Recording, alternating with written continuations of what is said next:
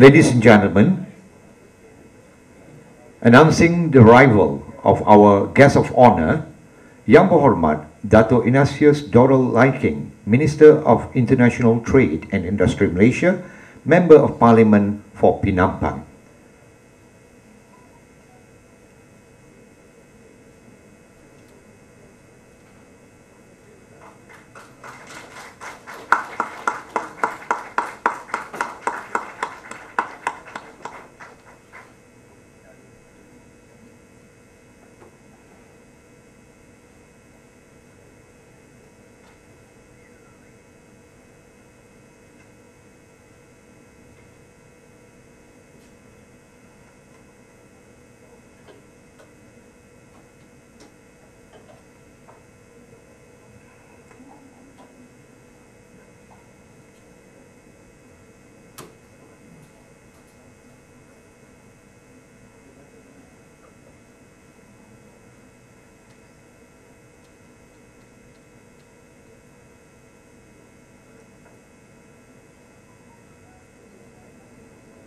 Bismillahirrahmanirrahim.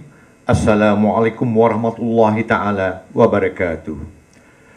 A very good morning, ladies and gentlemen. Welcome back to the third day of the third training module of the International Urban Cooperation, ICU and Global Covenant of Mayors, GCoM, Capacity Building Process for Malaysia City on Climate Action Planning, hosted by the Penampang District Council. Today's theme is networking and a thematic discussion. However, before we commence today's proceeding, we shall first have the opening ceremony for the third training module. Yang Berhormat Dato' Dorel Liking, Federal Minister of International Industry and the Member of Parliament for Penampang. Yang Berhormat Dato' Haji Jaujan bin Sambangkong, Deputy Chief Minister Sabah and Minister of Local Government and Housing. Dr. Eleonora Lovolo, European Commission Joint Research Centre. Mr. Piero Remeti, Lead Expert IUC Asia. Mr. Pablo Bertoldi, European Commission Research Centre. Ms. Ase Budiati, IUC Asia, GCoM Southeast Asia, Help Desk Coordinator. Yang Berhormat Datuk George Jinibul, Deputy Speaker of Assemblyman of Sabah.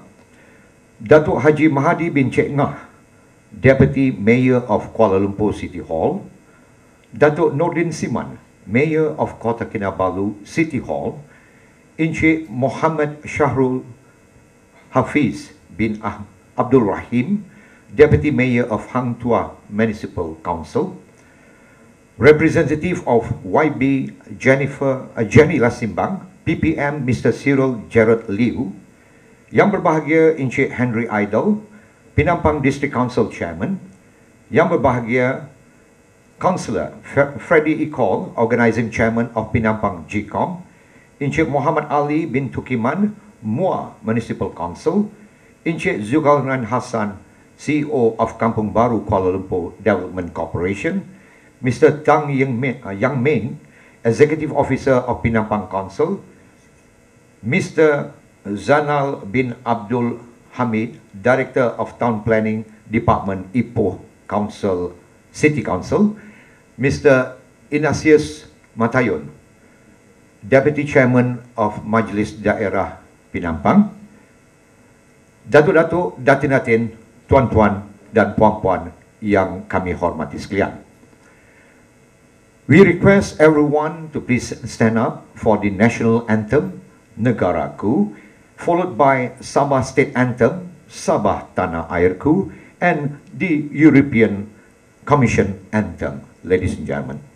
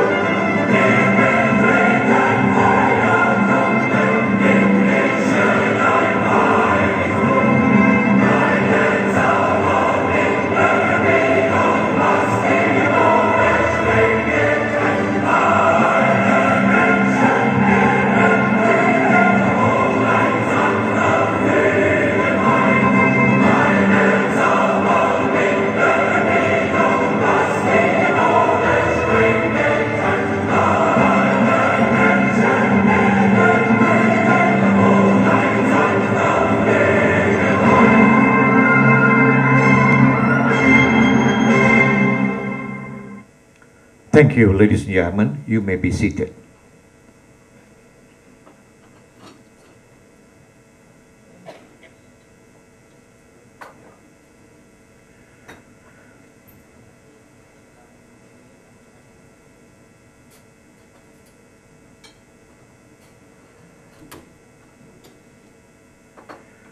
Good morning once again, ladies and gentlemen. On behalf of the organizing committee, I now would like to invite Yang Berhormat Datuk Darrell Liking, Federal Minister of International Trade and Industry and the Member of Parliament for Pinampang, to give his welcoming remarks. Ladies and gentlemen, Yang Berhormat Datuk Darrell Liking.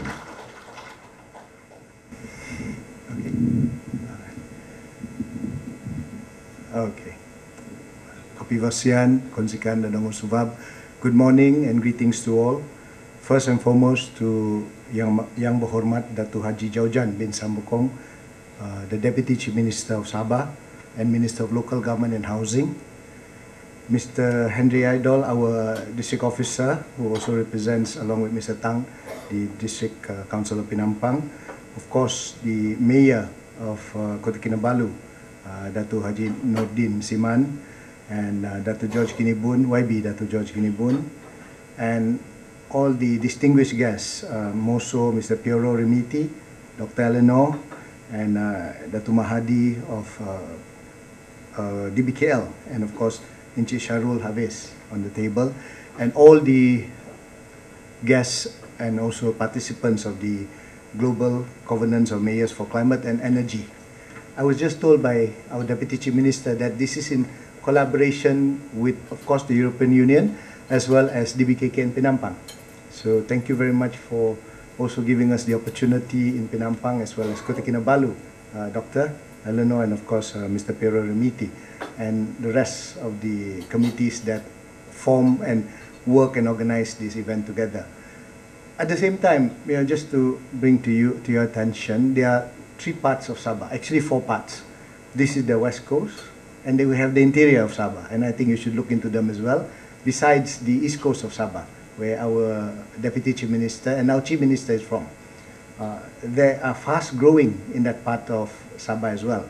If you've heard of Sipadan, that would be in their region or in their portion of Sabah.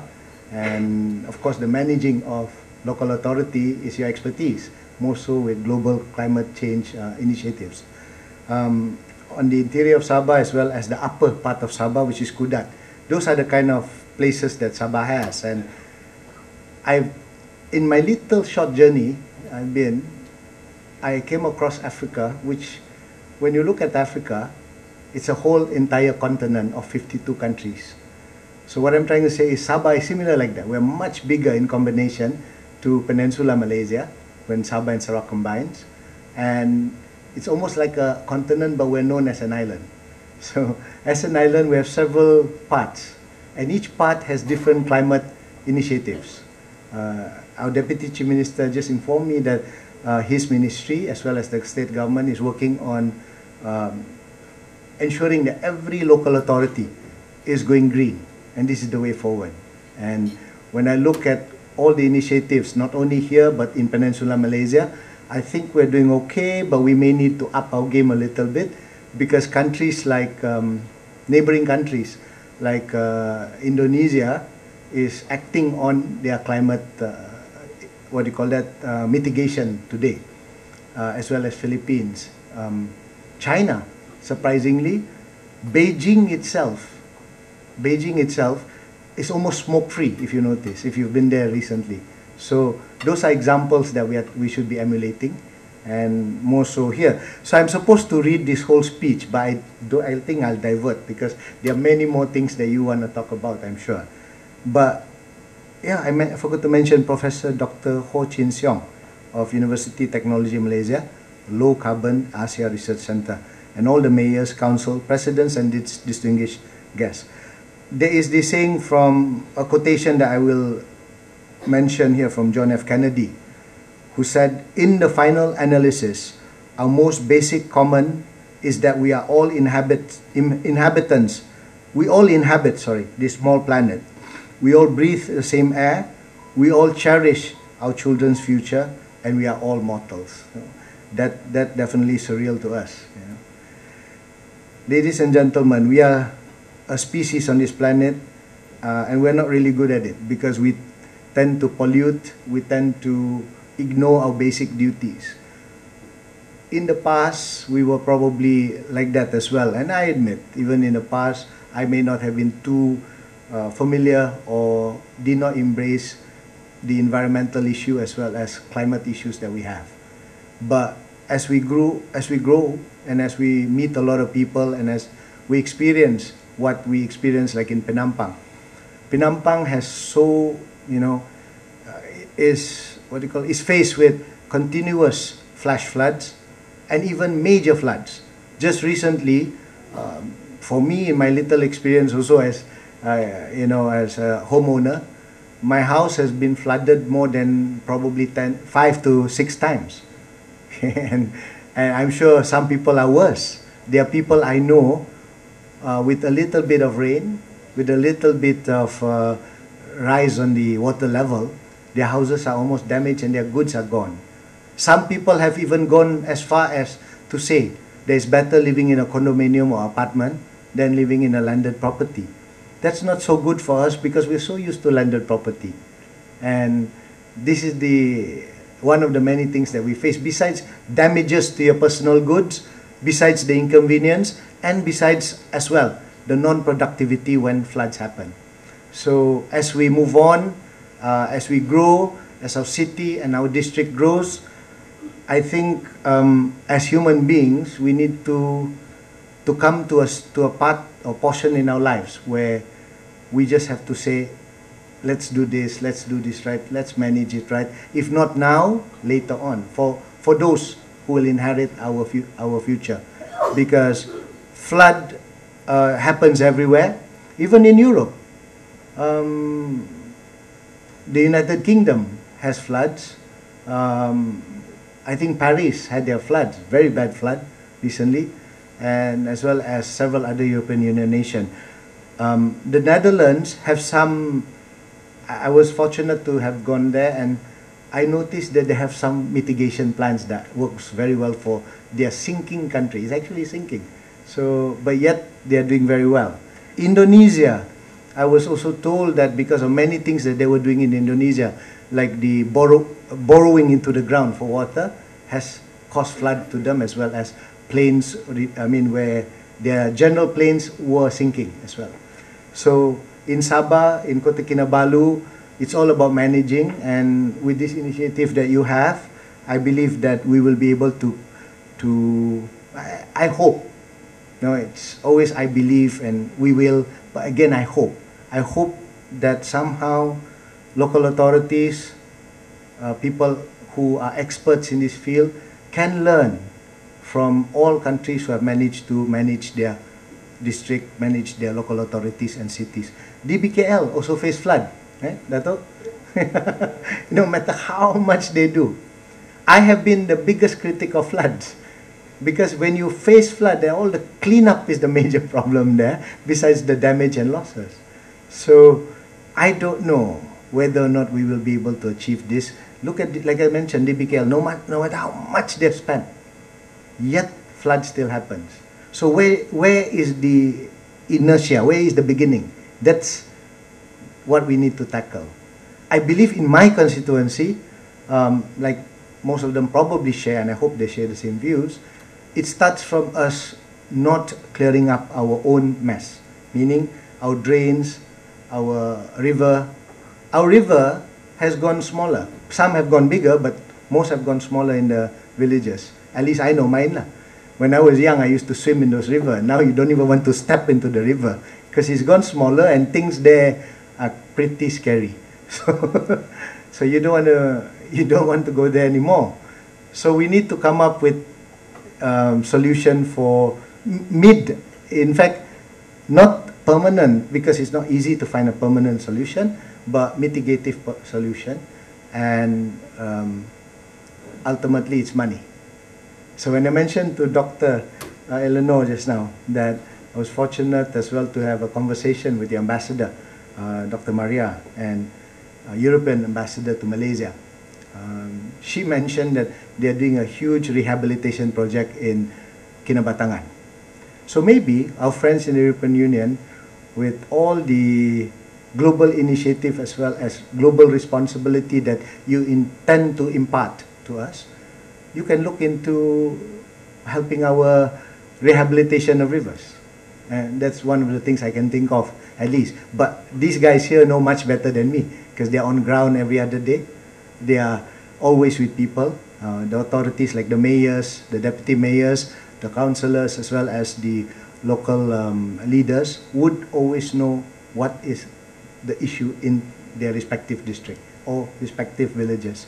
So collaboration such as this, I know you're going to sign up something, but let's try to make it a reality of sort. And I'm sure that the mandate given to you by your authority would want you to implement and showcase what you are supposed to do as a climate, as a global initiative for climate mitigation today. Now, there's the other issue that I like to raise. The climate is like handling people. Okay, it's so erratic, it's so uncertain. Everybody has their own needs and demands, just like the climate has its demands. You would see today the Americans, they are facing one of the hottest months of their lives. It's really hot there. And you can see as well in France, it's the same. In Sabah, we're hot, have always been hot, but we're humid. And we've we have to look at it like people. Each one have different sensitivity, each one have different needs. And when you deal with the climate, you have to deal with it with a lot of knowledge of your area. Because in that way, these are your expertise. I'm just looking at it the way you handle people as well. In my area, I have to handle a lot of friends, each one having different demands, each one having their own erratic behavior or positive plus negative behavior, just like the climate. Each villages in my area will be different. Like Cyril's area in Kapayan, he deals with it differently because it's all about drainage, blocked drainage. In our area, it's the river. In my part, it's river as well as what you call that, probably hill cutting as well as uncontrolled timber felling. This is a big issue in our area. So when you come to Penampang or when you do some mitigation suggestions or or solution for my district, look into the hill cutting as well as the illegal tree felling, of which I think as a member of parliament I should bring up to the forestry department as well as to the state government to regulate. I know when people have their own private lands, they can do anything with the land provided the local authorities and government allows them to manage. But again, because of what they do, and they do not have mitigation measures when they fell trees or cut trees in their areas, we become the victims of their needs. So I hope you can come up with something that will be worthwhile, that will manage, at least give us an idea on how to enforce and stop people from creating future floods. While we create future jobs, while we create future management of our district, we need to also create preventive and measures to mitigate our mistakes to the climate as well as to the perennial flood problems that we have in my district. At the same time, ladies and gentlemen, Datuk, Sabah is a state that is growing fast. We have been, in the last 1 year, we have been engaging with many countries, and we have noticed that they have taken a deep interest into our state. But when they come to our state, we have to provide them something positive. We have to provide them something that they can say, hey, I want to come into Sabah because it has all the facilities, it has all the mountain, the sea, and the forest, as well as good people managing the state. So this global initiative is a brand. When it becomes a brand for our state, you will call upon a lot of people who wants to move to the state. So not only on commerce, not only on investment, but also people who wants to reside in the state of Sabah. In the European Union, I believe Spain had this influx of people moving from most European countries to Spain because of the weather. And they benefited a lot from it, but again, now they are complaining about it, I believe. So in our state, we have abundance of lands that can be built to accommodate for people to come in. But we need to assure them that we are concerned about our climate. It cannot be ignored that climate change is a selling brand. A brand that can, climate mitigation and as well as a brand to counter and fix, at least on our part, little part, towards global climate change and global climate control, that we are doing this in Sabah so that we can sell Sabah as a brand for people to visit. It used to be, in the case of investment, it used to be all about ease of doing business, government allowing them to enter countries easily, and as well as incentives. But of late, I've noticed one of the many factors when they come into investment or when they come into, to get to know your country or your state, it is about in the environment. We have seen how, my apologies if some do take offense, how some European nations have manipulated the orangutan issue with us and akin it to our palm oil plantation. I agree, palm oil have taken a lot of land mass, but a lot of these lands that are now palm oil plantations were lands that were abused by some people damaged by some people who were once in power. And someone during Davos asked me this question, a minister said, hey, your country is cutting trees everywhere, clearing lands everywhere, and that's why we in Europe don't want to buy your palm oil. I said, you're from Switzerland, you're a minister. Before you even start talking to me, can I just ask you, are you ready and willing to return the monies that are kept in your country that was stolen from our lands? Because a lot of these people who fell our lands, raped our lands, kept their money in Switzerland. So he couldn't answer. So I said, you're judging me. You're judging our country. Yet you're keeping the money from the breaches, or at least the crime that was committed to my state. So before you teach me, return our money. So he found another way to talk to me, of course. But what I'm trying to say is, we judge people, or at least some of our friends in Europe judge our country or our state different because they have different values. In our case, our values are, we are as much as you against the killing of animal habitat as well as clearing of land. But once a crime has been committed where they've cleared the land, they've contributed to environmental damage, what are we going to do? Are we just going to leave the land like that? We should create another crop that can sustain the land. In this case, commercial sustainment.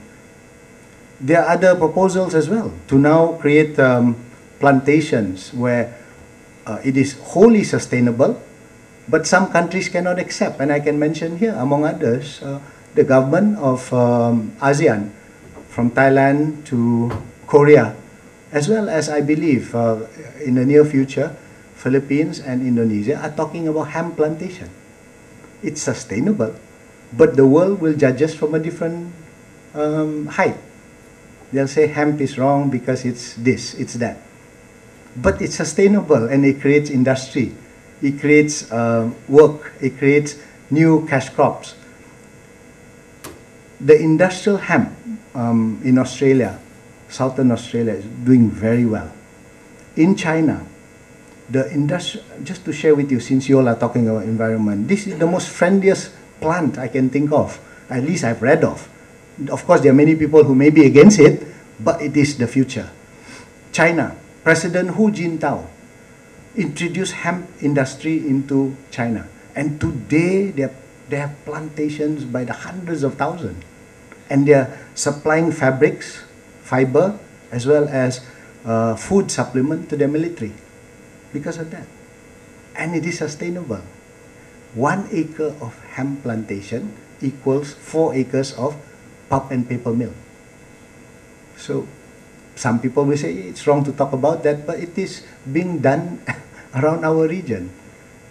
Thailand, South Korea, Philippines soon, as well as Indonesia.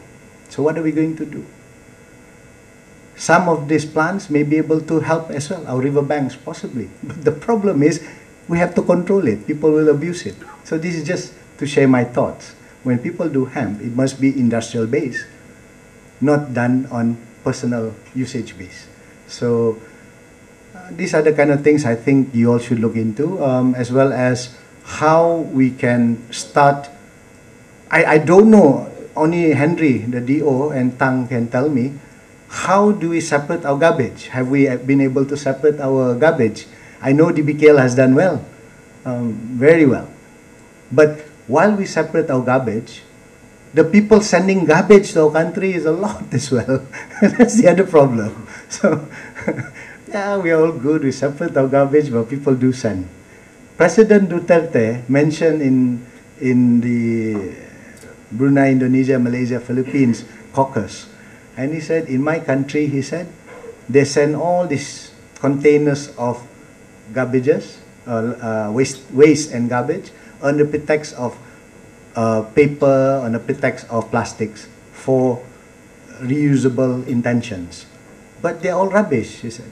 So what he's done is he's threatened the country that sent it, and if they don't receive it, he'll send it back to their country, and if they don't allow the cargo to enter their country, he will just dump it in their state or in their country. So he's taken a different approach.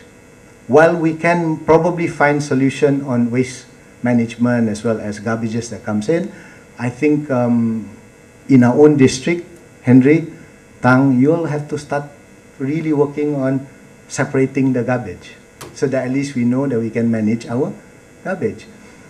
Littering. Sampurna has a beautiful solution. I don't know if I'll survive if I did it in Penampang. If people throw rubbish, they will catch you, and if you don't pay the fine, they'll let you wear the vest, and they have to clean. I think 1 hour or 1 day, I'm not sure. So the very innovative solution from the leaders there. Initially, everybody criticized them, abuse of human rights and what have you. But now when Sampurna is clean, they say very good idea from by Sampurna. So Penampang, maybe we have to do that. Of course, your uncles, aunties, your cousins, your niece, your children will be pissed at you, will be angry with you. But who cares? After all, it's the environment that matters, and discipline when it comes to throwing litter and rubbish. So sometimes you have to do something drastic. They will hate you. They'll be angry with you. Just like the weather will be innovative against you when you find mitigation. You solve this part, something else comes in. Just like human nature. How erratic, how angry, how demanding. You have to do things that they may not like, but at the end will be the good for the future. So with this, ladies and gentlemen, thank you very much for inviting me to say a little bit of my mind. I know I spoke for almost 20 minutes, but I hope some sense came into it because I'm not reading the text. But I see that in any initiative to make and control and manage climate as well as ourselves in our own district, mayors to mayors, is something that is good.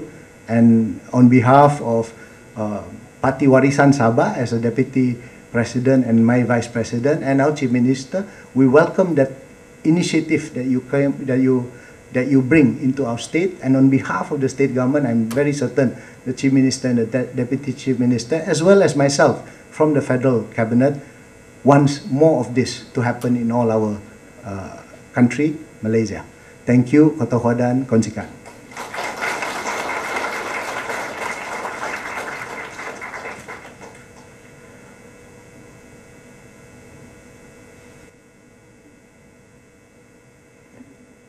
On behalf of the Chairman of the Organizing Committee, Mr. Freddie Call, we would like to convey our gratitude of thank you to our guest of honor, Yang Berhormat Datuk Darul Liking, on his welcoming note. Thank you very much, Yang Berhormat Datuk Darul.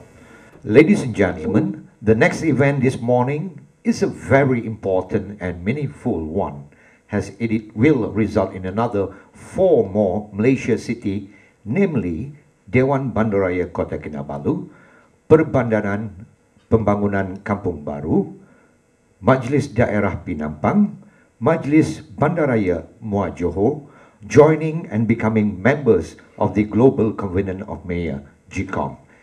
Another potential city that will be signing in the near future is Hang Tuah Jaya Municipal Council.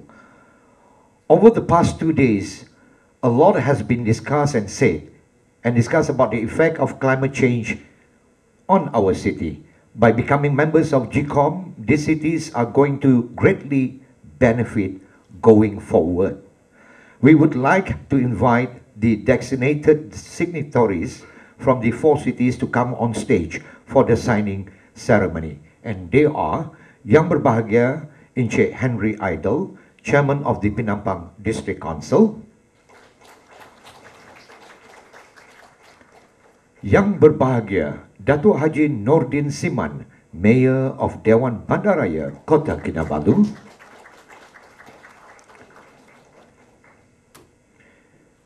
Yang Berbahagia Mr. Zulkarnain bin Hassan, Chief Executive Officer of Kampung Baru Development Corporation, and lastly but not least, ladies and gentlemen, Yang Berbahagia Encik Mustafa Kamal bin Haji Syamsuddin, Yang di-Pertua Majlis Perbandaraan Muar Johor.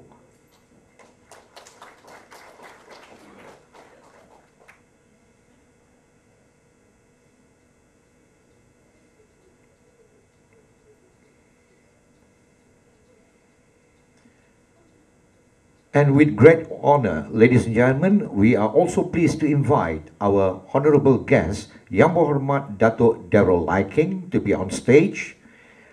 Yang Berhormat Datuk Haji Jaujan bin Sambangkong, Dr. Eleonora Lovulo, and Mr. Pero Roberto Remiti to come on stage to witness the signing ceremony.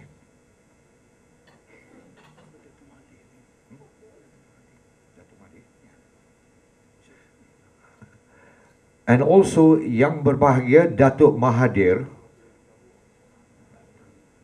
Datuk, dipersilakan Datuk. Mahadi, sorry. I always get confused. Datuk, maaf ya Datuk.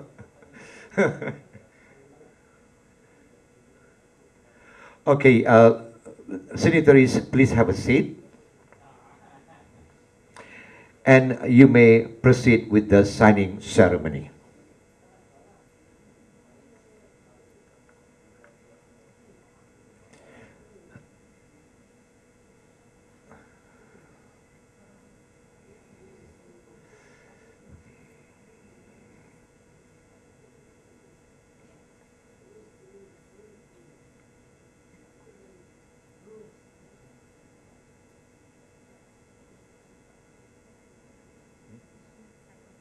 Boleh tunjuk, boleh tunjuk. Saya tunjuk. Semua ada orang yang tunjuk.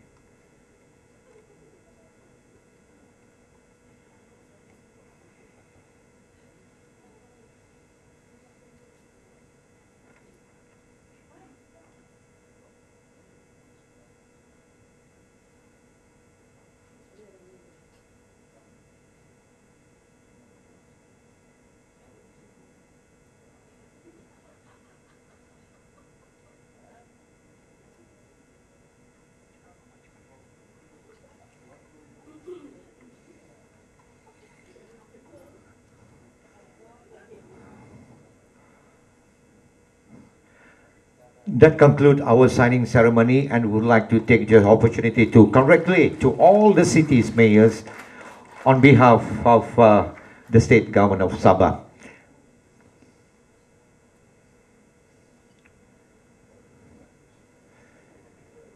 And now, as a token of appreciation, Dr. Eleonora Lovolo, of behalf of the European Commission and Global Covenant of Mayors, would like to present a memento to our guest of honor, Yang Berhormat Datuk Darrell Liking.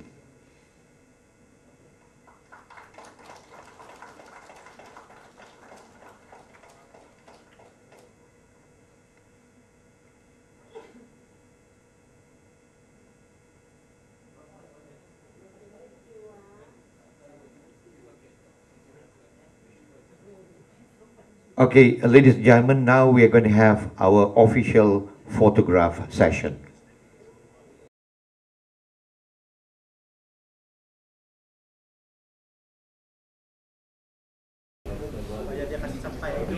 All right, ladies and gentlemen, without further ado, we are going to start with our panel discussion, session 1. The title will be Aspiration and Expectation of the Pilot City Malaysia on joining GCoM for the climate action.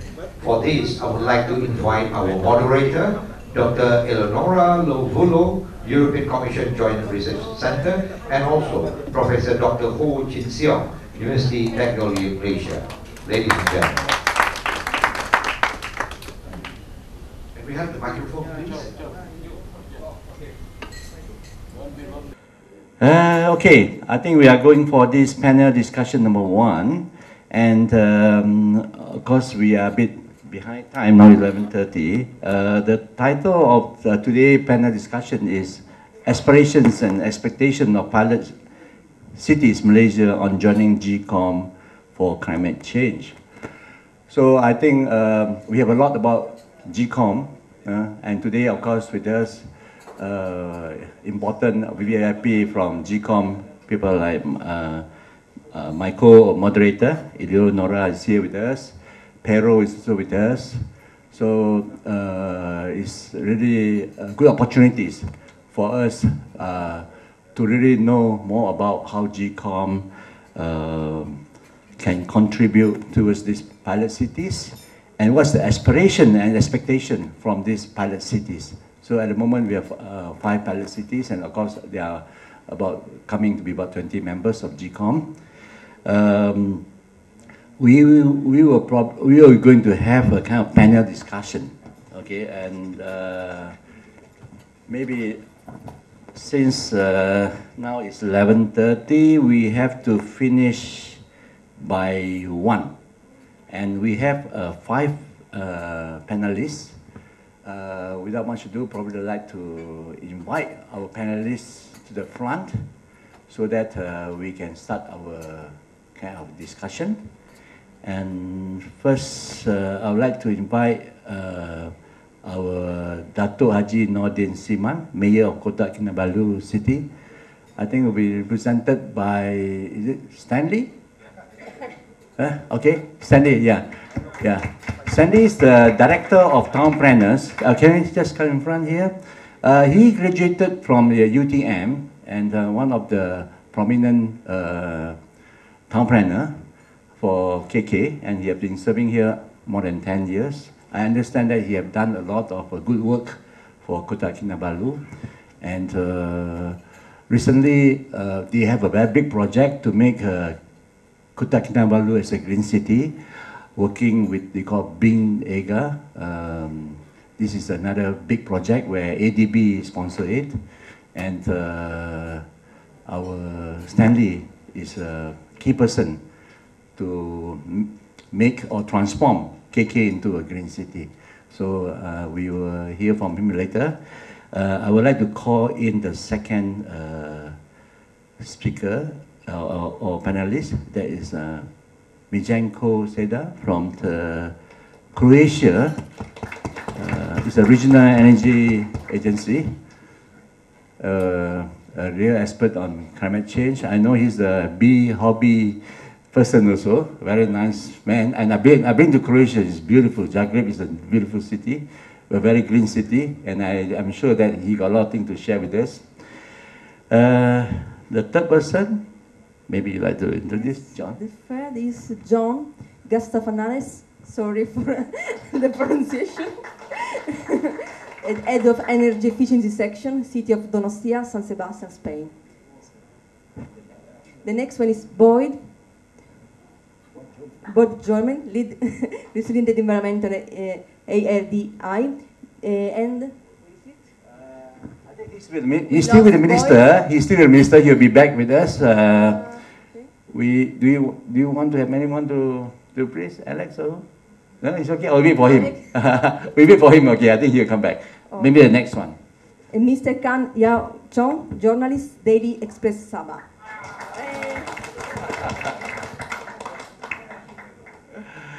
Okay, I think we have all the 4 panelists now. I think Boyd will join us in a short while. So the title of today's session is how do we go about mainstreaming climate action in cities, management and development of the role of government, subnational institution, private sector and civil society. So we can see the key word here is mainstreaming. How do we go about mainstreaming climate action in cities? And of course, the panelists will be given about 5 to 7 minutes to talk about what will be the role of the government, and what's the expected role also from the subnational institute, private sector and civil society. But before we invite the panelists to give a talk, maybe I just have a quick PowerPoint slide to show what is mainstreaming. I think for those people who are not too familiar with the mainstreaming. Next, please. Yeah, I think everybody knows about our city's problem. City is growing, and I think we need climate action to mitigate this issue. Next, please. And of course, I think everybody knows now that climate change concept, we are talking about global warming, we are talking about sustainability. So, and then we are talking about the hockey stick concept, which I think Pero explained, the simulation, how the climate warming happened. Next, please. And of course, we know also that the emission scope, for local authorities, I think some presentations have shown you that, especially from Dr. Hannah Pei, they are talking about scope 1, scope 2, and scope 3. I just want to recap some of the things that they are. So GCoM is following the format of this format where we are talking about scope 1 direct emission and scope 2 indirect emission, you know, and then what are the things that local authority can do, government agency can do, like for instance, if we talk about government agency, for scope 1, municipal can, you know, control their purchase by buying more friendly vehicles, you know. They can change current vehicles that are using diesel into hybrid or electric or natural gas, okay? And scope 3, they are talking about waste. This is scope 2. Scope 2, of course, this is indirect, where I think in our case here is produced by our national grid, but some local authority even going into their own power generation. Scope 3 is about, we are sometimes talking about these waste services. So I think in our session last 2 days, we also talking a lot about solid waste and so forth. But other than local authority role, we also have community scale emission. So community in the scope 1, how do we go about to change the use of fuel from our fossil fuel to more friendly one? And also as well as scope 2 and scope 3. I think these are the rules that we can do. Okay, impact, of course, I think many people have talked about impact. We know that actually, these are a few impacts listed out here. We know that our cities have become warmer, or even some countries have become colder. And we have more frequency of heat wave, or warm spell, and increased frequency of heavy rain. We have drought. We have storm, in our case of storm, not so much of cyclone. And we have also extreme high sea level. You know, of course, some cases, they're talking tsunami. But I think in the case of Penampang today, I think a lot of discussion have been talked about flooding. So the always question asked is actually, can local authority in developing countries, you know, like Malaysia, Indonesia, or Vietnam, afford to shift the political focus in inadequate financial resource to climate change? Many of us are complaining of cities like Malaysia, or we are poor, you know, we are not ready for climate change, But actually, the answer is yes. It is expensive, but we have to do it also. I think Pero have already kept mentioning that. GCoM provide the platform. GCoM provide the facilities to assist together. That's why I say they must and they can. And we believe that Penampang, KK, and I think the European city agree that they can, and they do. If we do not act now, the cost for future generation will be extremely difficult to shoulder. So I think this is a very important message. If you don't do it now, the cost is going to pass now, and it will be too expensive to do it. So the cost of inaction, the cost of not doing it is more expensive than that. So I think this is a kind of, we have to do it. But of course, many presentations for the last 2 days, we have been talking about the better co-benefit, co-benefit is a spelling there, mistake, co-benefit of low carbon society, or going for climate action plan. We have a better quality of life, we have a better health, better comfort, air qualities, waste to wealth, productivity, reduced vulnerability. And the benefit is so strong that early action will considerably outweigh the cost. Many of the steps required to curb greenhouse gas emission, reduce vulnerability, generated significant co-benefit. This is where I think the adaptation come in. So I think, and we also know actually have an established process. This is not simply just come up with a plan, but it's a plan that we have proper framework. We set a framework for climate change. We involve the stakeholders, a good consultation working group. We identify the contributors of climate change, a very scientific method of doing it, and then we try to assess the vulnerability. We involve a participatory strategic planning, and then we come up with something that can implement. Boy is here. Boy, please. We'd like to invite you to the stage. Yeah. So while waiting for you, I tried to fill up the time with some of this slide. And of course, importantly also, the monitoring, the plan and projects. Not only implementation, but the monitoring is also equally important. So this is something that we know. So come to our theme of our workshop, or this panel, Dian. There are two options to us. Are we going for stand-alone or mainstreaming our plan? So, of course, there are a pro and con of doing it. Anyway, strategic planning is important. But before that, information. This is where the GCoM come in, where information, whereby we will have a common reporting framework, a data collection, whereby we can understanding the mitigation potential, we can understand the adaptation potential. Then we go into strategic planning, a very systematic way of it, whether we are going to developing a low carbon action plan, a local action plan, or we are mainstreaming into the current plan. Like what KK, Kota, Kinabalu, they have their own plan. How do we mainstream it, or how do we are going to come up with a new one? So I think these are things that we are going to do. And this is the process of how things happen. We are talking about more on the baseline, trying to understand the inventory. Then only we go into the development plan process. Then we go into the monitoring. So it's a cyclic process that we are going through it. So at this point of time, we are now talking about inventory first. Okay? Then how do we go into development plan system? And of course, there are also a lot of work on literature on the reason mainstreaming, the good point for stand-alone plan, and the also advantages of mainstreaming existing plan. Like for instance, if you reason for a kind of stand-alone plan, where this local government can come up with a plan like what we did for DBKL, Kuala Lumpur, and Iskandar, Malaysia. Now we are trying to mainstream it in the case of Moa. So these are some of the effort. I will leave it to you. I do not want to take too much time because the panelists are our main concern. And of course, these are some of the urban problems that we are facing day by day.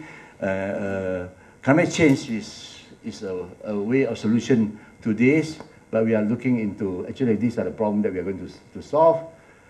So I think at the end of the day, it's still very much on science and how do we work together with the policymakers or urban managers in front of me today to come out with a solution. So I would like to stop this presentation, and I would like to focus back again to our panelists. Maybe should I start with Mr. Khan first? I think from his point of view, you probably give up 5 to 7 minutes talking about how do we go about this climate action in cities management and development. What do you expect the role of a government or the private sector or civil society? Please, Mr. Khan. Okay. Yeah, okay. Thanks. Well, thank you very much for the last minute request to speak here. So I'm an odd man out. I'm a journalist. What do I know about planning? I don't know anything about it. I can answer your question. But anyway, we're here for what can a journalist do? Okay, very simple. All right. So you speak here to 60 people, 70 people. When I write, 300,000 people will be reading it.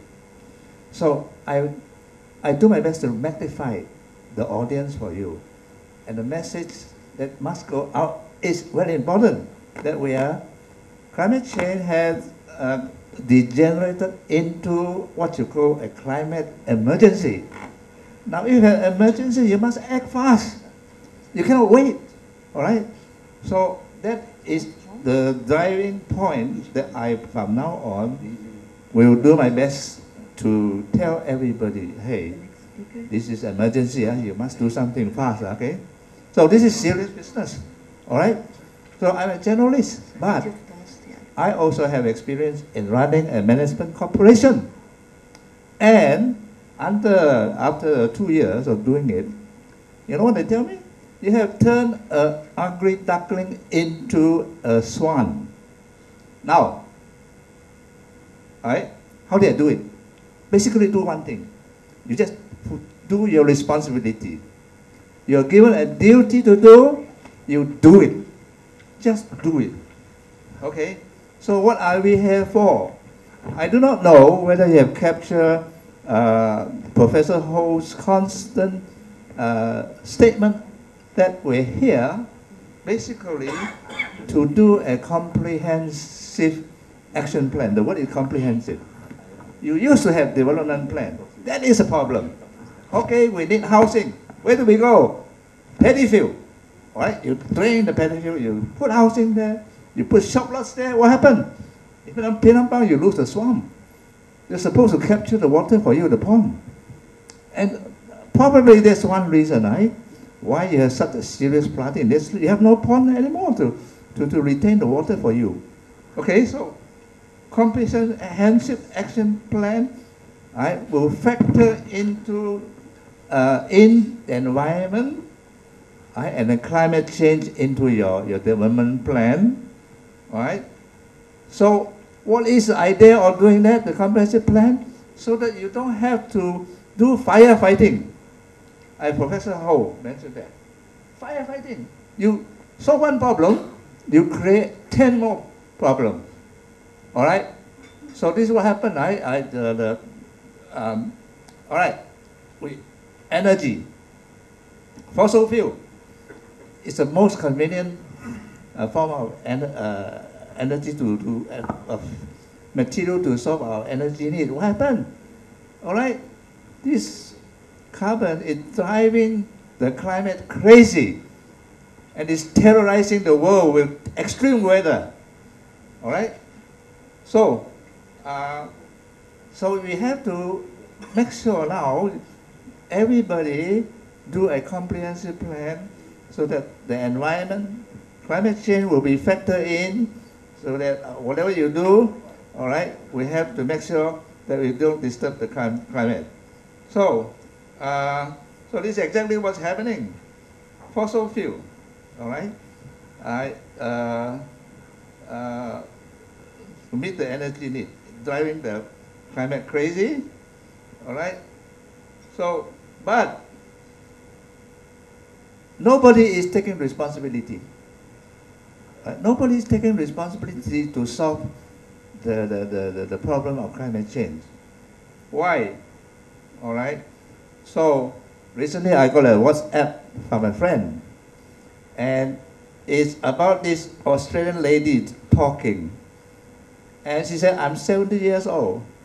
I want to give you a wisdom, all right, that for you to apply to your life. And the wisdom is, don't take yourself seriously, because nobody else does. Okay? So how is this? How does it apply to this problem of climate change?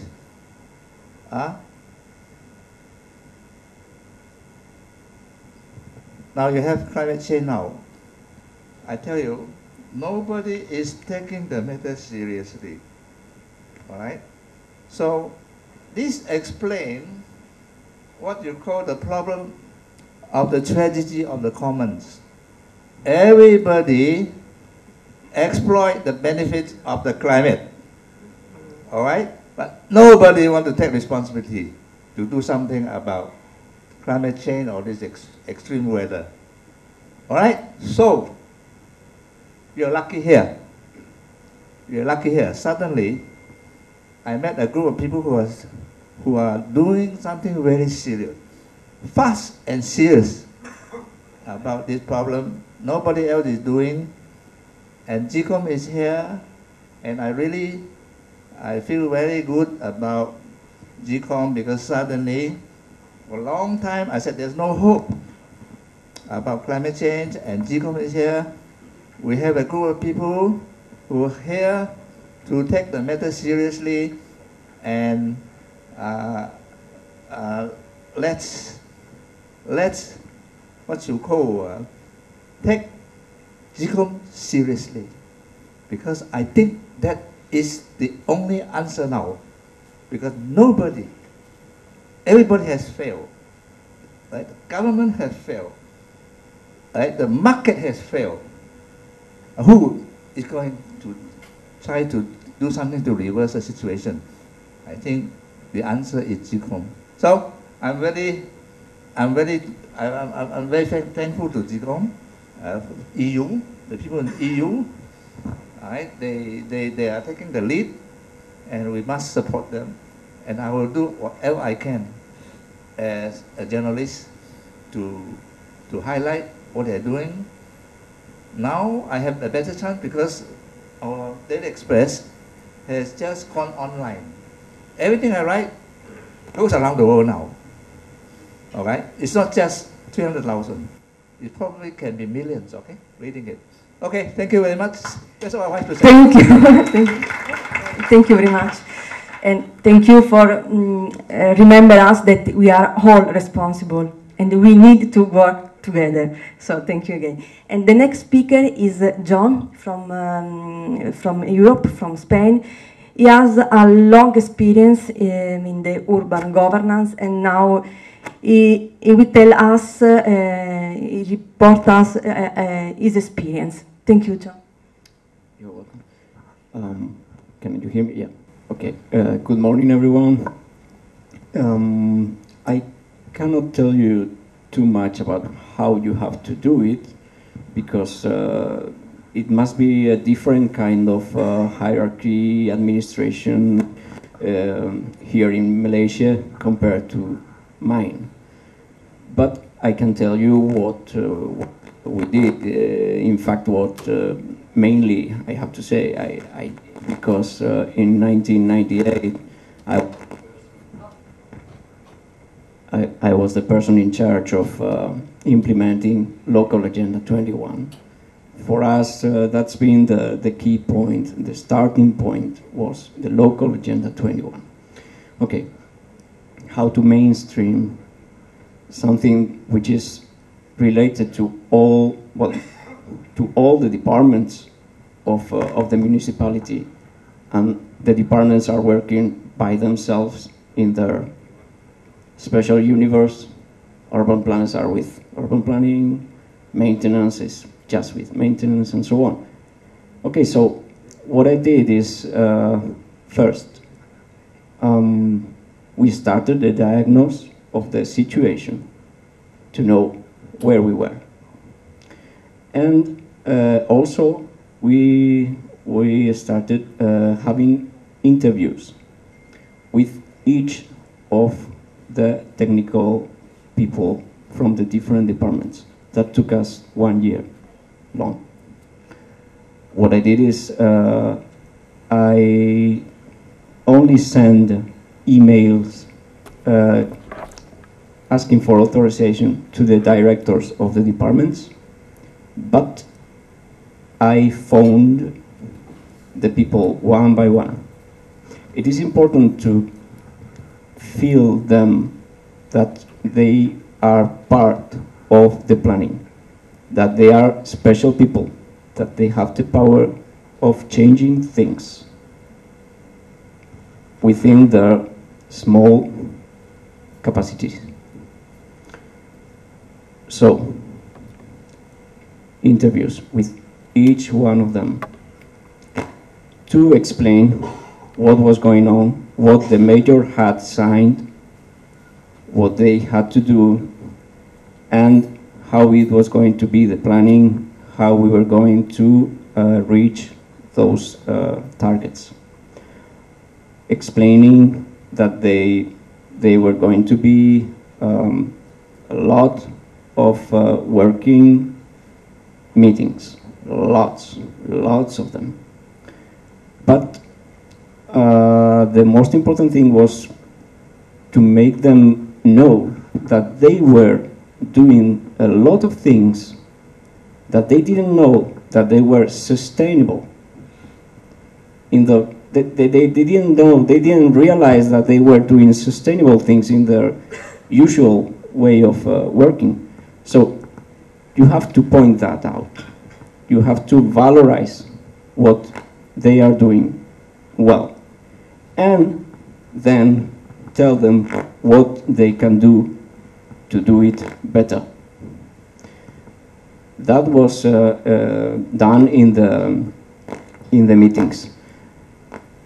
To do that, from each department, more or less 2 or 3 technical people was in those meetings, and what we did is thematic working groups, like energy, waste, participation, social welfare, transportation, I mean mobility, air and noise pollution. I mean, we divided into those kind of meetings, and from there we took actions. The people there used to say, well, I'm doing this, but what can I do? I can do better? Yes. You can do this, and that. Where did we take best practices from? Well, from the internet, from European Union information from other cities that were doing well. Another difficult thing was to find what they did wrong, not to repeat it. That's something that is lacking sometimes when we reach the information. We have best practices, but we should have also what is wrong practice to learn. And that's how we constructed Local Agenda 21, which is the seed from, now we have the tree of CAP and CCAP. And that's more or less the way. I think then you have to mainstream also stakeholders, other stakeholders. And that's what we did, but before that we did the technical work. And then we had an advisory board, a council advisory board of environment, participating all the stakeholders from the city. We had some problems with very specific stakeholders. The industry and the electricity and gas power suppliers. Why? They told us directly that they wouldn't spend hours of time in this planning if it's not worth economically for them. They were earnest. So at the beginning they didn't participate, but when they saw that it was marketing branded, something that could be sold, then now they began to join us. So this is an important thing. This is marketing also. You can sell this. The political staff knows that this is important, and it's important also to gain votes. So this is an advantage. Take advantage of that. Another advantage that you have and we have now is that before we didn't feel the CO2 in the atmosphere. We could measure but not feel it, and now we feel the flooding. We feel the heavy rainfall. It's something that we can feel. We can feel the heat. And that's awareness that is free coming to us. Is the good part of the worst part of climate emergency. Thank you, John. From what I understood, you in your city succeed in involving all the parties of the society, citizens, stakeholders. So thank you and congratulations, because it's a good example, I think. So now the next speaker is also from Europe, from Croatia, the beautiful Croatia, and is an expert in energy. And okay, I will give you the floor. Okay. I'm very happy to be here, honestly. And it works, okay. Well, I will start with just with the fact that there is no magic stick here. There is no magic wand. You cannot just copy paste our examples at what we have done in Europe, but we can help you with our experience. This is what we can. Climate change is for sure the most horizontal issue currently, because it does tackle in its mitigation and in its adaptation part every sector possible you can think of.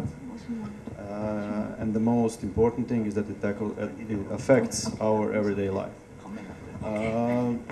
From our experience, what is really important is that you know your baselines. So when we are talking about mitigation part of the plans, you have to know your baselines in the energy sector and in the greenhouse gas emission sector, because for you to be able to plan any kind of measures, you have to know your standing point. Later on, you can build your measures on top of that. In the adaptation sector as well, Eleanor was presenting how the risk and vulnerability assessment is done. It is, again, I would say, complicated, and that is why it is important to involve all the stakeholders, as Jan just explained. We were also kind of lucky when we were developing our plan, and I will not be telling you that it has to be a comprehensive joint plan. It can be maybe a part of your development plan, it could be a part of any kind of plan, because I'm not very much aware of what is the planning process in your part of the world, in your countries. And mainstreaming will happen if you do proper analytics. What we have done is similarly like they have done in San Sebastian, is that apart from organizing all the city departments, I think really important thing is that the city governance takes the role of the integrator, of the hub, because you have to, apart from integrating all the departments of your city council and your communal services, transport companies and stuff like that, you have to take into account other parts of the society, especially, and do please listen your NGOs, because they do offer many solutions. Listen to the academia, because they do have the expertise to help you solve the problems and to act. Do listen also to the general people, because they are the stakeholder group that is most represented and mostly affected by the changes that are happening. I would like to emphasize also the financial part of the story. I'm not too aware of how the financing is here for the projects actually executed, but if I were you, I would, when start planning, I would divide the actions in the ones that could be easily done in terms of like some quick wins, and the other ones I would put strategically in a long-term planning procedure. And I know that your economy is fast evolving, your GDP rises really fast. So when that is happening, you have the possibility to basically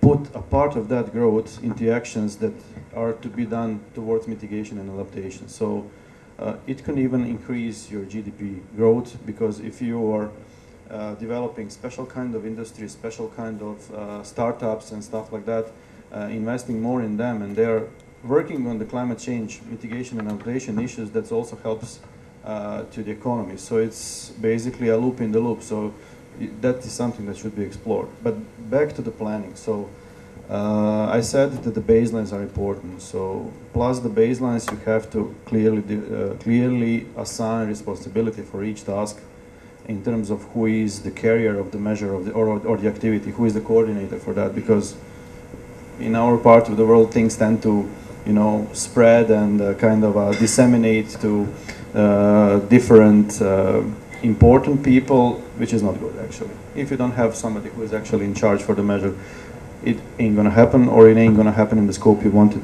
for it to happen. But back to the planning and the financing part. What we are now doing is we are trying to introduce more private capital into the energy efficiency measures, meaning that we have a part of state financing, for example, in the building sector, in the public lighting sector for the increasing of energy efficiency. But that will not last forever. So state resources are not that big, and European money is not that big. So what we are doing now is we are developing the energy service market, or we are working, because you cannot just expect that the market will develop on its own. Big investors are seeking for the big projects. They need big projects to invest their money, and they need something in return. So you kind of indirectly have to work to develop that market.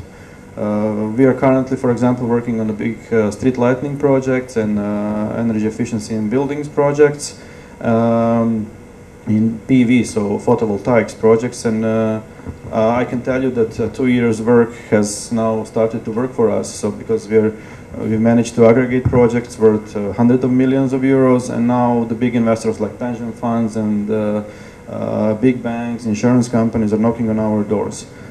So without that kind of approach, you cannot just wait for the money to come out of the sky, because that is not going to happen. And it will help your economy on the other side. And then again, you have to, as I said, importance of the local governance and I don't know whether you have city councils also. It's hugely important. You have to raise their awareness if it's not already on the satisfactory level. You have to work actually a lot on education and raising of their awareness, because they have the power, they have the political power. They are working on the budgets also, so they are assigning money. For them to be able to properly assign money, you have to have good backgrounds and introduce it to them so they can make decisions on top of that. So I'm actually really happy that if we helped this today, that we did, and also happy to help if you have any questions in the future. So, but it's, again, there is no magic wand, there is no magic stick, but just talk to the people, communicate clearly and openly, do the joint workshops, and people will appreciate that. People really will appreciate that, because if they feel that they are included from the scratch, from the beginning, they see the positives in that. If you just come up with them and okay, this is the plan, that for sure, trust me, that is not going to work, and it's not going to give the results. So that's our mission. Yeah. Okay, that's from our experience. Thank you very much, Miljenko. Thank you. And now it's time for Mr. Stanley, Director Town Planning from Kota Kinabalu City Council. Thank you. Yeah, thank you. First of all, I want to congratulate the Penang District Council and the council members that could make this event successful and to make a platform of GCoM in Sabah. Okay, so I think this is a starting point of GCoM to work with some of the cities and small cities in Sabah. But my first word on this mainstream climate action, in the case of Sabah, it's nothing other than else, which is we should have a political will on it. So today is actually been a political will to make this thing happen. But I remember the late Lee Kuan Yew have said in 1975, and he have said that he want to change and want to turn the Singapore River into a river of life. That is his personal word in 1975, and it's happened today. So it is a political will, a small word, a very simple word that changed Singapore, where a Singapore River provide water to the whole peoples of Singapore. That is a successful story of Singapore, and even today they are more successful than us, even we are independent together. Okay. Okay. The other thing is that it is very important that the three parties, which is the government, the private sectors, and the financial. If we want to make this program success, we have GCoM as a platform that can assist us to give us an idea on how to improve our climate change. But we need another step, which is towards the implementations of this the climate action. And to do so, I don't think that we can do it without to make our government, the state government and federal governments realize, not just know about it, but make action on it. In order to do that, there must be a platform. For example, the Penang, even 10 years ago, they had the platform earlier.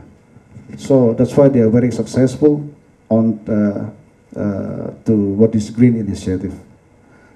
We always been told that every Malaysian plan, we are hoping that there are budget or grant to be given for this such a project.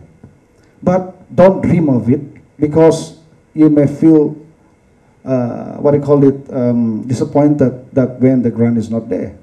But to the other views that in order to make this green action plan, the green initiative or the climate action to be success, we have to look into a potential global investors.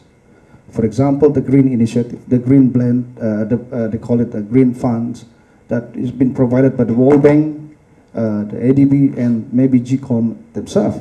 Okay, but in order to do so, that I believe that the technical assistance on GCoM, on maybe there is any other expert, that they have to study that the project have to be self-financing project. For example, like a solid waste management. In the case of Sabah, in the case of Kota Kinabalu and Penampang and Tuaran, we share the landfill in Kayumada. So this, including Kota Balut, we share 4 districts to fill that landfill, and now the landfill, I think the lifespan of the landfill maybe not even 1 or 2 years without doing any action on it. That's why the cost may be high to maintain that landfill. But if we have this so-called green initiative or on how to solve this amicably, it may reduce the cost of maintain that landfill, and at the same time that it may also provide more green initiative like power supply and so forth, okay, through that landfill activities and recycle activities. And okay, in the case of Kota Kinabalu, in our Green City Action Plan, we have highlighted that 8 main priority studies towards this climate action, which include of land use planning. I think for the past 20 years, Boyd, I think Professor Ho know that we have been taught about how to plan a city, but basing on structured plan and local plan, very conventional plan, and end up become just a book of plan, but not been implemented. Why? Because it's very general strategic planning. But nowadays, it's very important that this the green initiative or so-called low carbons practice have to be included in the planning, especially in the strategic planning and action plan.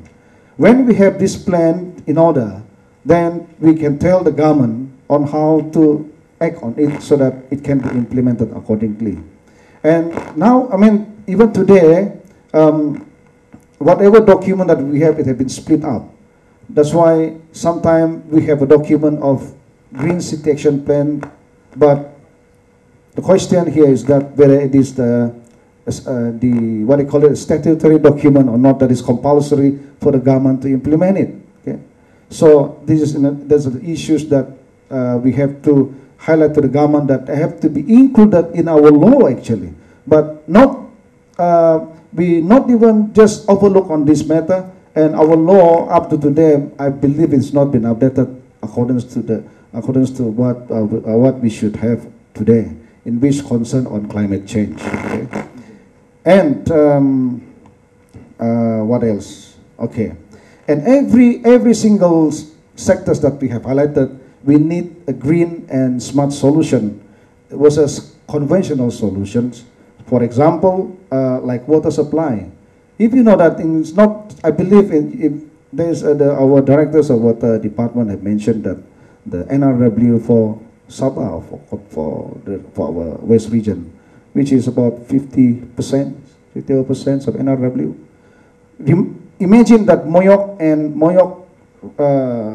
Dam and also the Talibong Dam provide 300 million liters per day of source of water to our population within the West region, especially Penampang, Kota Kinabalu, Tuaran, and Kota Belut and Papar.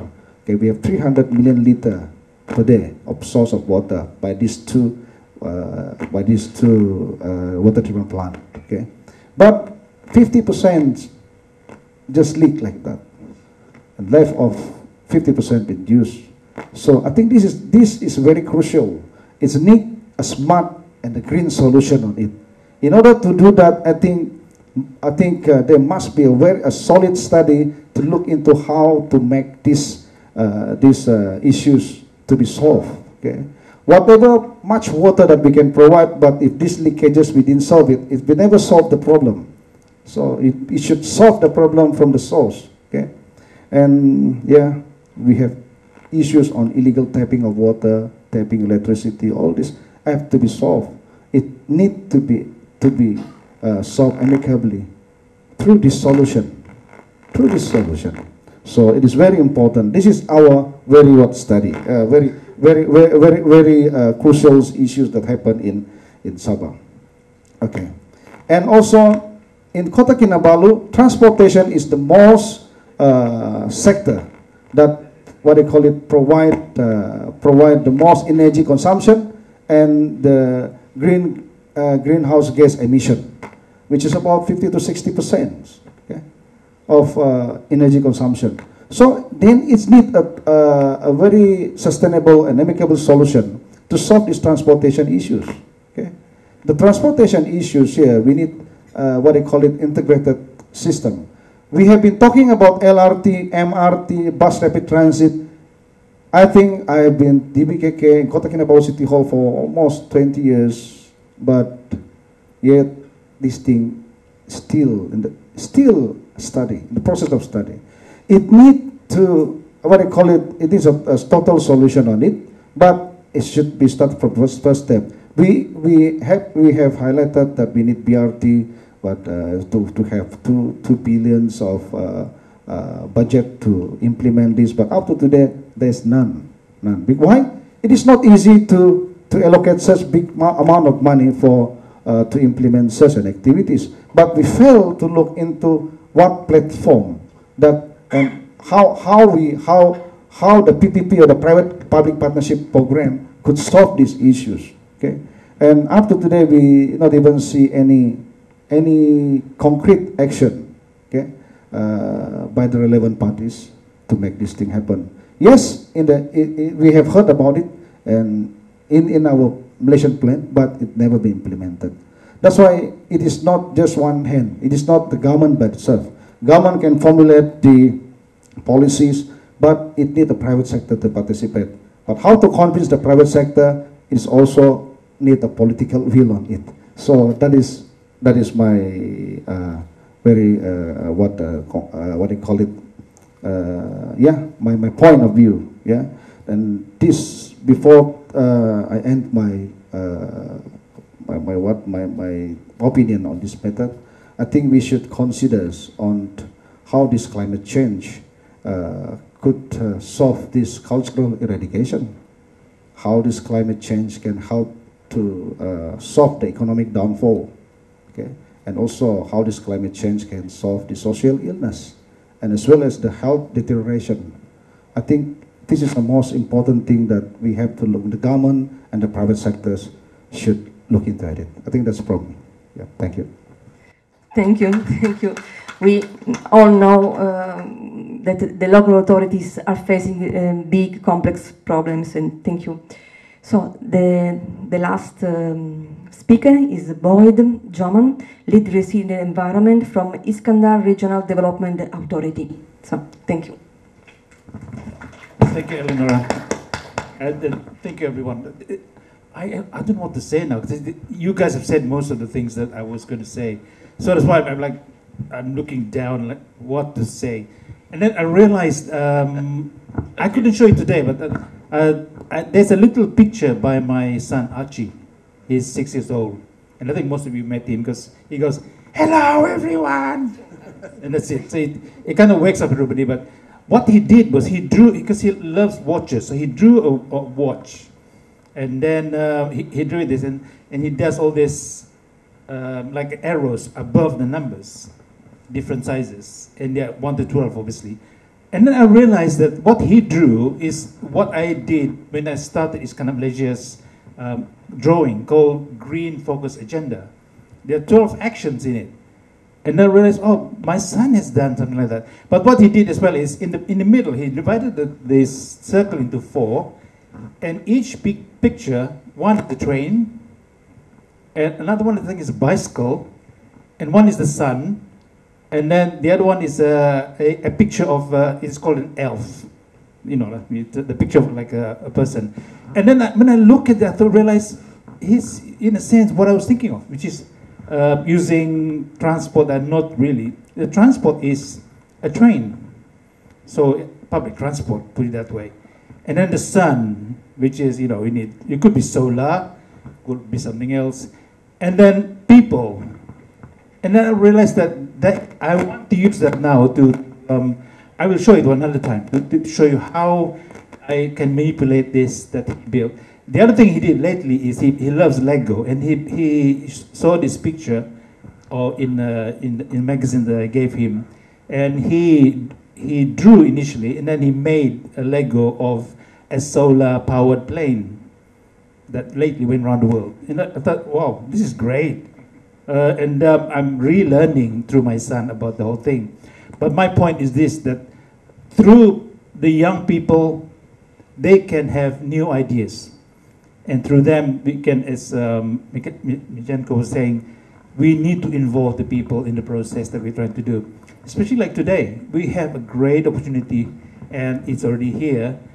Mr. Khan mentioned it's online, so it could be millions of people watching it or reading about the story.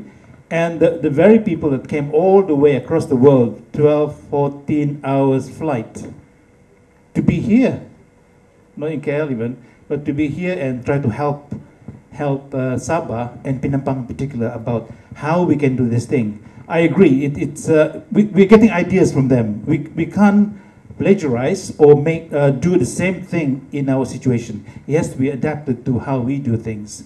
So whether you call them mainstreaming or not, but my point is that how to do it is our way, but you use other people's expertise and bring it and make it better. It's like the Japanese were doing after the World War. They didn't know what to do. Okay, let's go to the Western world, learn about electronics, come back and perfect it. And everybody's got a beautiful car, Japanese made mostly, and that kind of thing. So that's really the crux of the whole thing. How you involve people in the process, very, very critical. But I won't go too much into what I did in Iskandar Malaysia. I means more than me, my gang over there, plus the other people that are involved in Iskandar. There are also 5 local authorities there, and someone is one of them here. It's a great combination of people and minds to come together, produce something that's really great. And what we have done for the Low Carbon Society Blueprint is involving Japan, the Kyoto University team. By the way, the people that from Kyoto University, some of them are the very people who devised the Kyoto Protocol. Some of you may recall that. That's a great thing to have. And for Prof. Ho, Mr. Chow, and colleagues from UTM, we had something like, I don't know, we have dozens of focus group discussions. Every year we have one conference, all about telling people about how to prepare this plan. So that from the very beginning, we already involved the people, and we understood them and accepted them.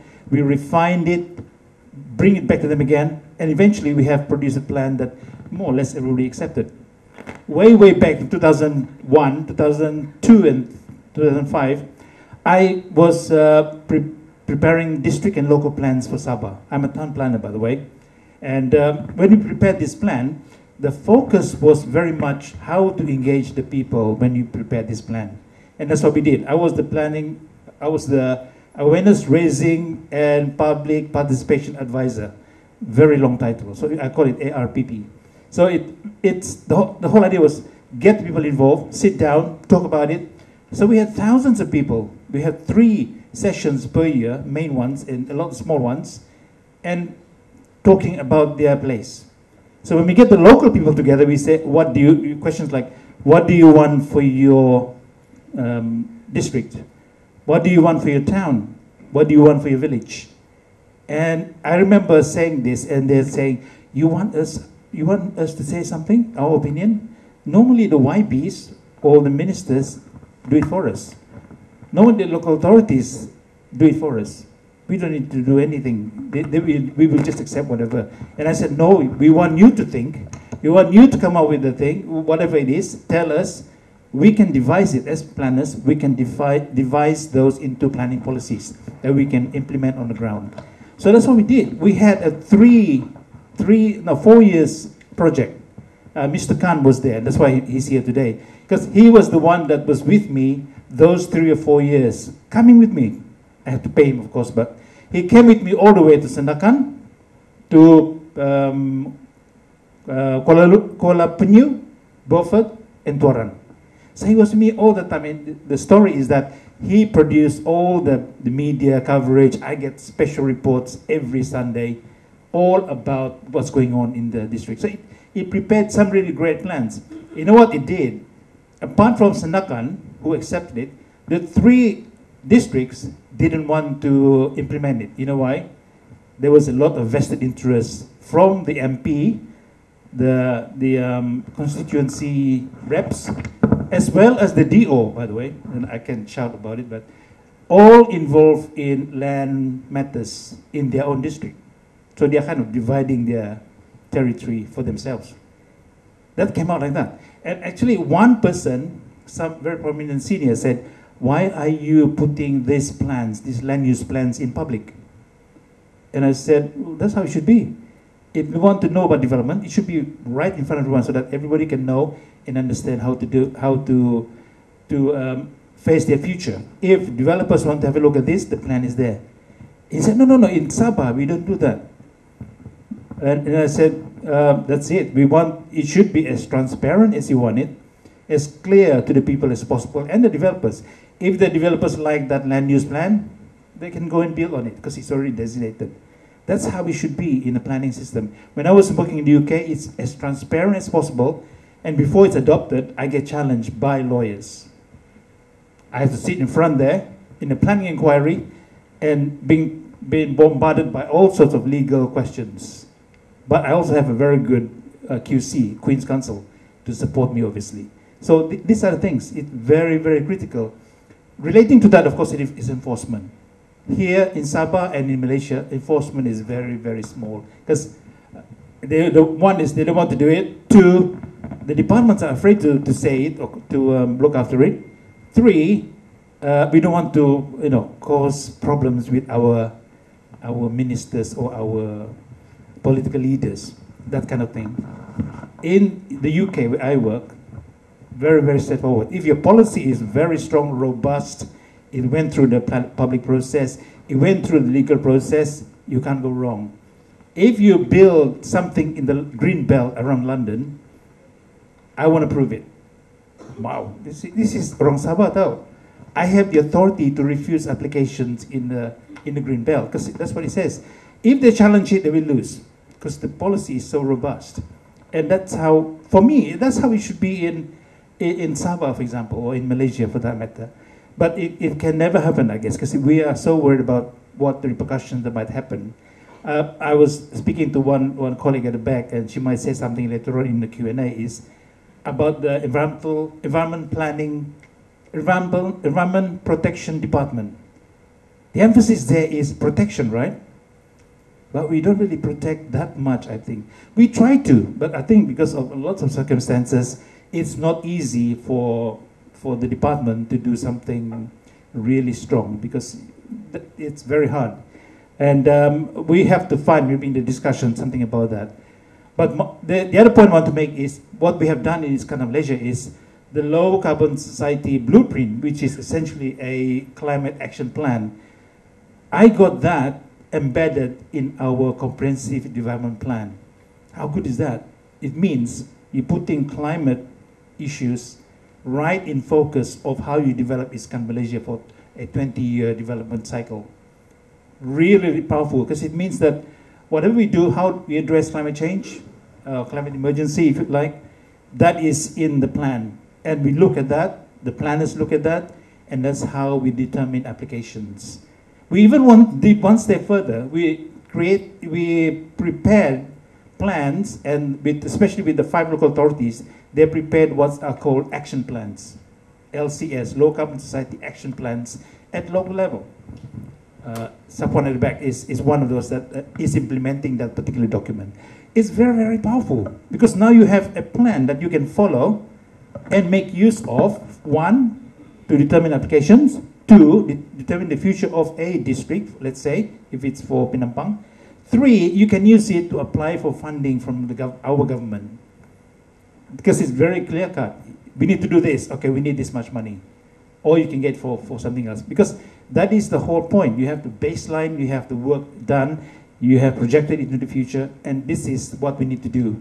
The other thing that also critical for Iskan Malaysia, and it can be used as an example, is we created a Johor Low Carbon Council that propels and determines and directs all local authorities within Johor to follow the same path, if you like. If you do the same thing here at district level, it can be done. You might not necessarily need to redefine or change the acts or enactment, rather. It can be done. It means that, again, going back to what was said earlier, political will and commitment. It doesn't cost that much money, because it means a change of mindset, obviously, to do it. The other important thing to bear in mind is everybody needs to get involved in the process, especially those that are not easy. In Sabah, it would be, could be the other departments, of course. Because each department, as I think Mr. Khan mentioned it yesterday, where each department says, that's not my area, that's your area. That's not my area, that's your area. So everybody is passing the buck. They just run around in circles and nothing happens. What I advise Penampang Council is just to go ahead, prepare your plan, and go with it. If anybody else criticizes, doesn't matter. If I followed what, when we were doing this, Prof knows this very well, they went to the ministries, they went to Green Tech Malaysia, and others, Plan Malaysia, they all said, oh, we're already doing something like that. They came to me and I told Prof, okay, Prof, I like this idea, let's do it. But one thing to do is, you make use of Iskan Malaysia as the research, your living lab for your project. Because what I want to do is embed the policies that you come up with and the strategies from the LCS to go in, to embed that into our comprehensive development plan. And that's what happened. I got it through the whole way, and it's doing really wonders today. The very fact that I'm here is, if you like, the reason why we are doing this now. And I thought, wow, I'm from Penampang as well, so I must bring this to Penampang, and we can do something with that. And I'm thinking, like, Penampang is my area. It's facing all these major problems. Daryl mentioned it earlier. And then I realized, wow, let's internationalize Penampang's issues, because it's kind of the very crux of everybody else's problem. So let's do a pilot here, let's say, and carry on with it. The experts are here. Wonderful experts that can really tell a story. And I like the fact that John and Milchenko were saying, don't do it. Don't build a dam. Whoa! We got an endorsement from the Europeans. Wow! Let's not do it. So these are the kind of things that I like, because it means decision. We don't say, oh, I'm not sure yet. I might make people unhappy. I'm not sure. I think what you should do is, I'm going to go do it, and I don't care who else is stopping me. Because I tell you, the other story is what Prop was saying. Prop was in Japan, briefing to the ministers there, including Peter Chin, who was our energy minister at the time. And he told his aide, saying, how come we haven't prepared a national low-carbon society blueprint? And they go, so this is my point, that they immediately instructed them to prepare what's called the low-carbon cities framework, which is a kind of action plan, but not really internationally benchmarked like ours. So it's very, very good story, because it means that if you just keep getting obstacles and you care too much about them, you will never get to where you want to be. For Penampang, I think you guys should do it. I mean, Councillor Freddie and all the councillors, you have a mandate already from the federal minister, who is a member of parliament, or my member of parliament rather, to the state housing and local government minister, who can direct all the other states in Sabah to do the same thing. And number three, we got Europe and other countries who have the expertise and the knowledge that can help us. They don't necessarily provide the funding, but they can provide all the ways and means other than that, maybe, to really propel us to where we want to be. So in a sense, what Freddie was saying, this is like a historical moment, this event. One day, we can look back 10 years from now, like I'm looking back on this Malaysia, and say, we have done quite a lot, guys. Let's do more and make a difference to the rest of the others, and be an example for Sabah.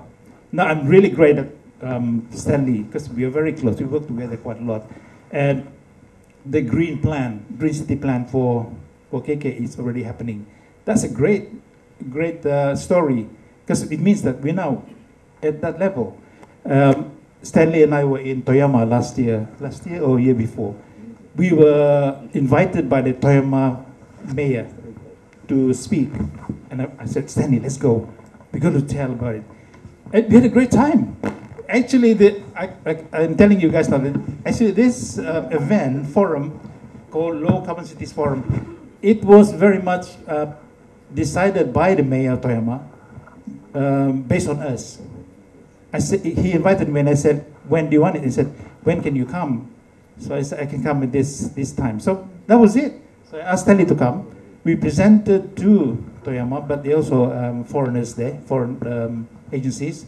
And that's it. It propels us to that level, much higher than where we are. So I'm hoping that Penampang will follow this banner, if you like, through GCoM, and make a big difference at not only locally, but internationally. So come on, guys, it's your platform. I'm just here helping because I'm, furthermore, Sabahan. Two, orang Penampang, because I was born not far from his house. So, you know, this is it. It's quite a proud moment for me, by the way. So it's to be having this conversation. I hope this is not too long, Prof, but there it is, look. Oh, somebody got it. That's the picture. See? Yes. Sun, moon, and the sun, and the house. And I found that really amazing, because I'm really touched by Archie that he did something like that. He did it just by himself, obviously. But I'm thinking now, I can do something on that, and if I ever get to go to COP again at some point, Santiago or somewhere else, I'm going to use that picture.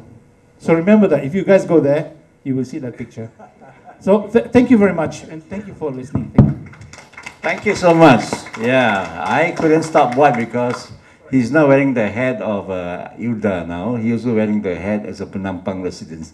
So, so I think it's very important for him to share his view. Like what he say, I think we have to do something different, and we have to do something good, and we believe in it. I think 10, 15 years ago when I was with him, I come to him and say that, okay, let's do something on low carbon society.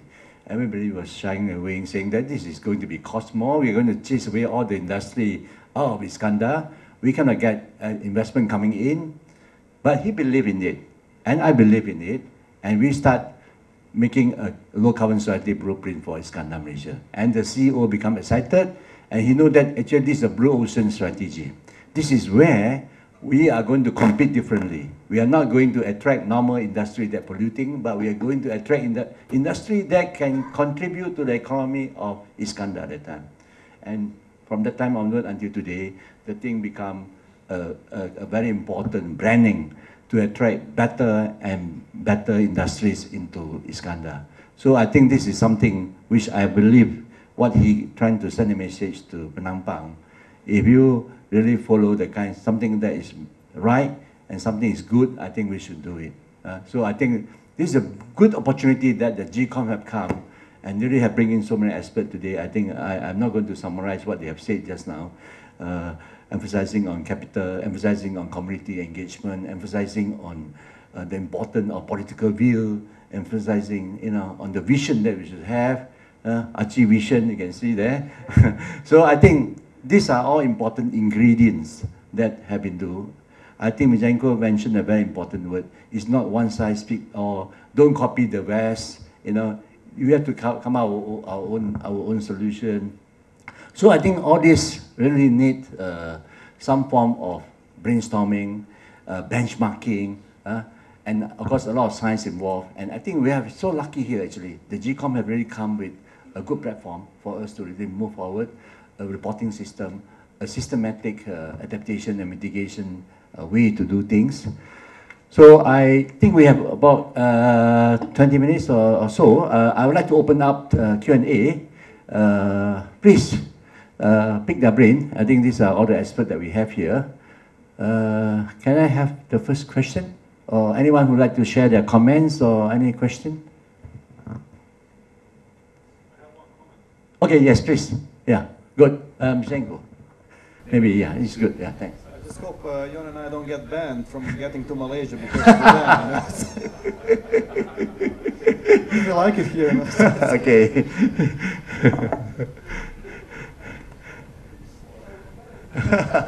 Anybody else? Mary, you like to ask something about? Or you any sharing your comment, your view?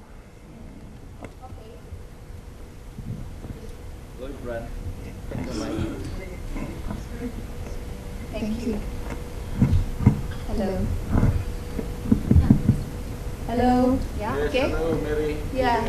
Thank you so much. I'm so grateful that finally we are all at the stage of making a difference, creating a platform for us to move forward, especially in saving our earth. And I am so grateful to GCoM that you have given us all the ingredients in a recipe that we are about to cook and present to our leaders. And to be able to be a part of this, we cannot say thank you enough, but I would like to really get the commitment of GCoM to really help us out. Because like I said yesterday, we are a baby that's going to take baby steps to go into these global issues, actually to focus on our own district. But we have to start somewhere.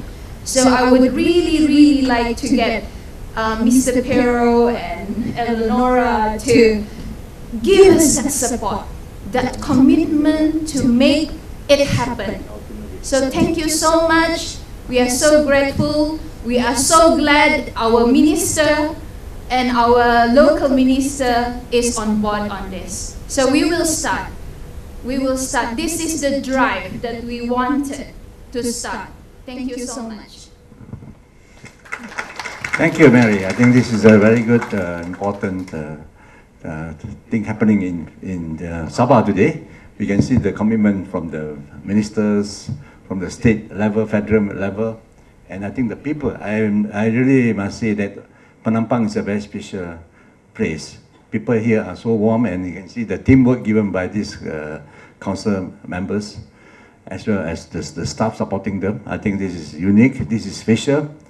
I believe that actually with GCoM support and using it as a platform, I believe that things is going to happen. Okay, any second comment or who would like to come in? Open up to the floor. Prof, can I just come back on? Sure, sure. Okay, please. Kinabalu people or Sabah people are actually very nice people, right? Like last night, you guys, we like clipping people's feet using bamboo. When you dance, you wake up. The Baguna tip in this case. We also like people to eat buton. And Prof had a taste of that. He's like, yeah, tasty, good. You see, it's a christening for that. Of course, Piero didn't try it. Anyway, it's we like this kind of thing. It's serious, but we can also be very. It's quite normal for everyone.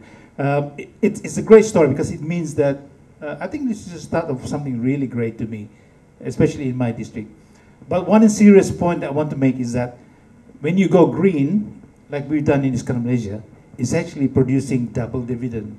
It's actually attracting more businesses. In this case, the example is Malaysia.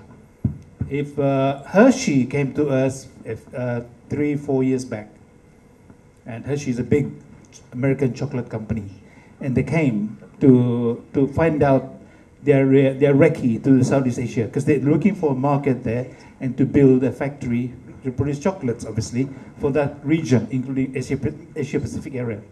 They came to us, and I have to tell you this. I was in front of them, like a crowd, like they brought in something like 25 people. Consultants, another consultant, engineers, architects, full whack. And we spent a whole day for them. The segment that was mine is about 1 hour. And it's to tell them about the green things that Iskandar is doing. Luckily by then, the LCS blueprint was ready. So I told them about that. So I don't know whether it attracted them, but later on, IRDA got invited to San Jose to see their factory and their operations there. The reason is because they love the fact that we are a green development agency, that we want to do something. So that's why if you go there now, your chocolates, if you look closely at your label, your chocolate comes from Sinai Johor. Yeah, so go buy the teardrop and all that. So it's there. So it's a great story because it means that it's something positive. Actually, when Prof. Chow and I were in Marrakesh COP, it said in there that businesses play a big role in making things happen in terms of green. And it's very true. Penambang could do the same, Sabah could do the same. You could attract businesses coming to your district eventually when you have that plan. Because it means that one thing, they show that you have done serious work. This is what you want to do, and this is something you don't want to do, that kind of thing. Malaysia's motto is more or less, if you got billions of dollars or ringgit, but if you are a very polluting company, we don't want you. Even though you might be rich, we don't care. We have a plan that we're implementing, and we don't want dirty things coming in there. So that's how we do it. I tell them directly, you're a great CEO, whatever, but your company is spewing a lot of pollution, so we don't want you. That's how we do it. Good, yeah. I think it's a good testimony, I think, what happened in Iskandar. So I think, of course, many other cities, like even Putrajaya, they are very successful in doing the low carbon society policies. I think today we of course, Iskandar Malaysia have shown the example. Putrajaya yesterday also mentioned something. Of course, now DBKL are moving very strongly into how to implement low carbon society. Their blueprint are also incorporating the implementation part, I think. I think like what Stanley mentioned, I think ultimately it's political will and get the thing on the ground. So the implementation are very, very important. And to do that very successfully, as what Ms. Janko mentioned, I think the end of the end of the day is dollar and cent. Who are the investors who are going to come in to do it? We cannot depend on government. We cannot depend on just the document itself. It has to be proven that it's feasible. And actually, of course, through green economy, diversification, green technology application, and all this, money will flow in. And it has to be a bankable or investment-proof kind of decision, you see. No investor will come in if there's no profit there. So there must be some form of profit. I think this is real. So I think we have to create the environment, the sustainability environment, the climate change proof. That's why ADB is willing to spend so much money as a bank to sponsor green cities, because the investment will be at risk. If we do not protect our infrastructure now, the city will sink. The city will be flooded, and the cost is too high. So we have to act now. That's certain. We have to act now. If you take the bullet now, I think it's still not too late, and we can really hope to move forward, actually. And I think this is very important message that I think we have been listening for the last 3 days. Any more questions from any cities or ministries? Tawa, you have anything to share with us? Okay, you. Thank you. I'm just give some comment. Actually, I'm representing of Majlis Perbandaran Tawau. It's a small township, but it's just grow develop year by year. Maybe I would like to thank to GCoM because approach us. I just hope if the action can be applied and refined through our administration, and I was hope if the policies and any ideas from the GCoM can be applied in our municipal council. And yes, it's about money also. So we have some issues about on how to implement these projects. So we hope any other local authorities can give us any ideas, and we just sharing every plan, and inshallah I will give a commitment for this program. Thank you. Thank you, Tawa. Okay, I think good. Yeah, John. You have a mic there? Okay. Okay, can you hear me? You talked about money.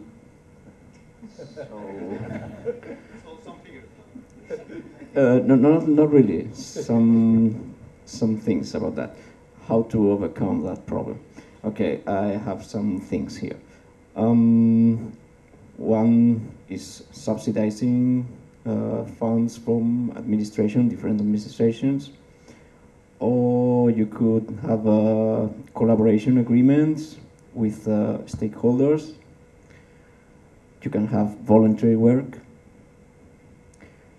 You can have perhaps loans from bankings. You can produce green bonds. The state could emit green bonds. You have the ESCOs. And as I said before, you have to sell this product. This is a marketing brand. So before, big companies were not very interested in this, and now they are. So take advantage of that, and perhaps you could get money from them. Thank you. Can I say something? Can then followed by Stanley, yeah. Okay, Dr. Ho, Professor Ho, you say they must start acting now. So what would you like them to act now? Say Tawau, Pinambang, Kinabalu, right? They must act now. What should be the first act after coming out from this hall? My question to me, eh? Okay. All right, I think very quickly, GCoM have made a very good procedure that what the term of reference that given to us. I think the very first important thing is to set up a committee, that your own committee. Then we will start working on the inventory. Then we move to the next part, adaptation mitigation. Then we moved into climate action plan. Under the climate action plan, of course, this financing thing, all everything will come in. So I think the committee, which I think, in the case of Penampang, they have a kind of a committee, a loose committee, but I think a firm-up committee have to be there. You know, who do what and what are the things that we should be doing, and then so that we can identify what are the things to do. Then we move into the inventory part. Inventory part is actually to provide the science to it. After having the science to it, then we prepare the plan. Yeah, we call it the climate action plan. So I think I would say that that's a simple step. I'm not sure if Pero want to add in some more. Pero, do you like to add some more? And what other thing that you think is best for Penampang to act now? Is okay? Exactly what you just told. There's nothing more, nothing less. Actually, my first step after coming out from here, it will be to take a rest first of all. But because I am happy, not because I am. But exactly what Professor told. So the key word here is at the moment is baseline. So we need to consolidate the knowledge according to some very technical and boring procedures, and this will allow our experts, our consultants, like from UTM, NCDP, and JRC, to work on target setting. So in 1 year from now, more or less, District Council of Penampang and other pilot cities will have a climate action plan. On this, I would just add a comment, a very brief comment, that is exactly not with my colleagues, urban planners and so on. I fully agree with all of them exactly told, but is with Mr. Khan, so with the media. That I am very happy to see in the panelists, among the panelists, because actually another way to say that we are in an emergency situation is that we are in a transition among a development based on carbon and oil towards a development based on something else, most likely renewable energies. This will have a lot of consequence in our life and in life of our sons, children, nephew, whatever, next generation. It's important to understand that this transition will happen in any case. This is not under discussion. What is under discussion is if we will be able to drive the transition or will be forced to this transition because of happening of catastrophic events all around the world. Of course, option one is much better. This is just to say that your role, your not only Mr. Khan, but all media, it's crucial, probably much more important than our role in a perspective. Because you're right, you are talking to some million people, and we are talking to some 100 people, maybe thousands. It's also true that our people are supposed to be the decision makers, while your people is supposed to be the public. But when we are speaking about changing behaviors, of course, you are much more relevant than us in now and in the future. And I would say the most important thing is that we and you media will be able to cooperate very strictly. This is, to be honest, not all. I mean, you, Mr. Khan, had a beautiful example on this could happen, but let's say that on a larger basis it's not happening. My country is a very bad example on that. My country, Italy, because I told you in the last days, I never seen a journalist like you in my country. They are not able to speak about climate change. They really don't know what does it mean. It's just a kind of trendy word. So it's difficult for us to communicate, very difficult. A world leader in this issue is the Guardian. what is doing the Guardian is an English newspaper. I think you know better than me. They are starting since maybe 3 months, 4 months, I can't remember. I think it was March the first time. They are publishing every day a constant updating of CO2 concentration. So the first number I showed you, 1411 part per million. No? Of course, this means that you explain to the readers what does it mean, because per se 411 doesn't mean so much to the very normal people that has not a scientific knowledge on the matter. But okay, Guardian is a leader, and just to give an example, another leader I would say is a person like Leonardo DiCaprio, that through his foundation with millions of followers on Twitter can drive very easily.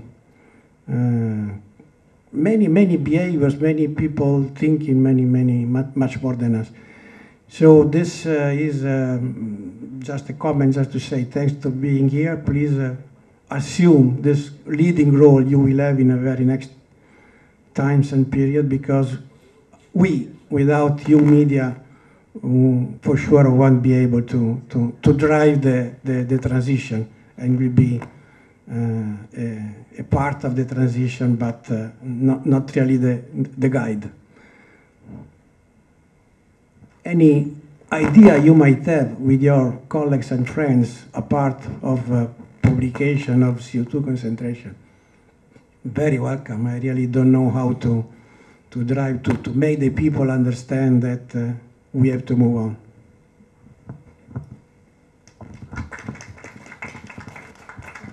Very short to just share on the concern on the implementations of this green city initiative, climate low carbon initiative. Well, I think the most important action that we have to take into consideration in the case of Sabah, not like IRDA, they have their committee. I've been Penang and they have their committee. They are very committed. The government, the state government per se, they give very full support. Means they have their very strong committee toward this low carbon action. I give you one example that what I try my best to convince the government. When I say that it is very crucial or to look into our solid waste management and wastewater management. They said that where to find money. ADB have loan. They look at me when they said loan, the state government, I mean the representative of the state government just look at me. Loan? Is that not very dangerous to have loan from overseas? And they provide 0.06% of interest. It's almost non-interest, but still loan. Okay. So this is what our leaders didn't see, that actually that is the opportunity. These ADB are talking about self-financing project that when they approach us.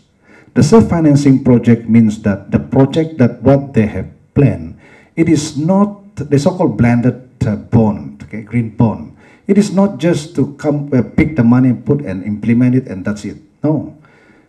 ADB through maybe GCoM, maybe they have to, I believe you all have a connection through the technical assistant to do a study, not just on implementations of the project, but the human capital development, on how to manage the project and how to change it as overall.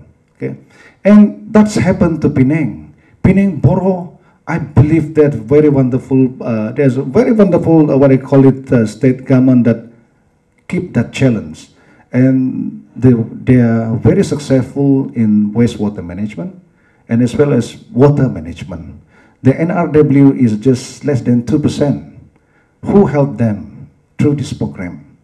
And ADB is actually the one who helping them, and they do the study, and together with this human capital development, and they change all the system. Said that the conventional cost may cost about 1 million per annum, And then through this system, they just turn into 500,000 pen. Just example. So it saved 500,000. So they use this saved 500,000 to pay the loan. And then after 20 years, they pay back the loan. Then they self-finance, and they get more money. Now they turn the wastewater into drinking water. They loan from ADB again, 500 million USD, just to look into how to turn this wastewater into drinking water. This is what Penang is all about. This is what we should make awareness to the state government, how this fund can help us, not just hoping every Malaysian bank to have grant, free money. I think that doesn't work like that. So that is my point. Yeah, thank you very much. Maybe can I just add a little bit? So maybe if only one doesn't make a difference. Maybe in Sabah, we have to have an action committee that is combining all the local authorities into talking to the government, getting them to see our point. Because if DBKK has done it, because you're alone, but maybe Tawau and all those who have signed the GCoM commitment today come together, have an action committee that will propose it to the government so that we are stronger as a one body. Thank you. Still a political will. Thank you. Okay, the last one, because we have to close the session. And okay, just add on to Mr. Perro said. Okay, the media is sometimes called the fourth estate. That means we have power, enormous power, but they are not established power. Okay, so we can urge people to do this, do that. Okay, using public pressure, but we don't have the formal power. I kept telling the Penampang people, you are actually an authority, your local authority. That means you have established power. There is a law behind you to make decisions and to act on the decision. I'm not clear what kind of power you have, but anyway, you're an authority. You can authorize yourself, I think, to much large extent to do what you think is correct and right. I run a management corporation. I am empowered under the Land Strata Title Act Sabah 1972, which give me power to make decisions. All right? So when necessary, I use those power to decide. Of course, we get a collective decision, and then we move. All right?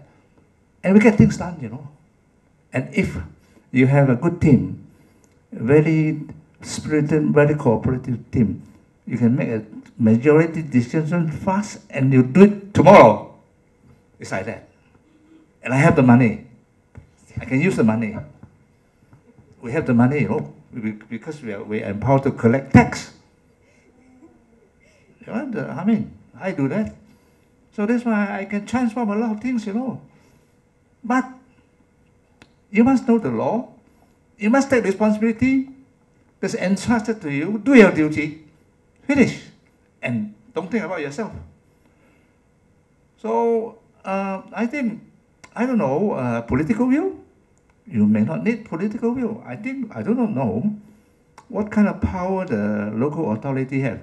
I think city hall has a lot more power than the district council and the municipal council Tawau. So I'm not sure, because can we use, are there power that enable you to act and decide and do something without waiting for a politician? I'm not sure, but I can do a lot of things, and people are happy. So okay. You have 2 minutes, and that's it. No, very quick one. I'm very manipulative, by the way. You know what I did? Because it works.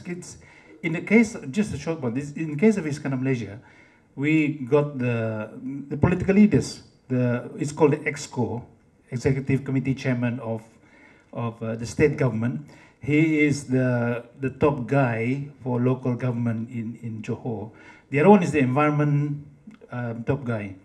You know what we did? We made his KPI our KPI. So we said, if we do this for you, we will complete your KPI for you. Because every year these ministers have to do so many KPIs. That's how we did it. But in return, more or less, I'm saying, we need your support to get things through. And by doing that, I hope that it will be the same for Sabah. It made it very easy for us to get approvals and very simplified system. We just need to brief him. He's happy, go ahead.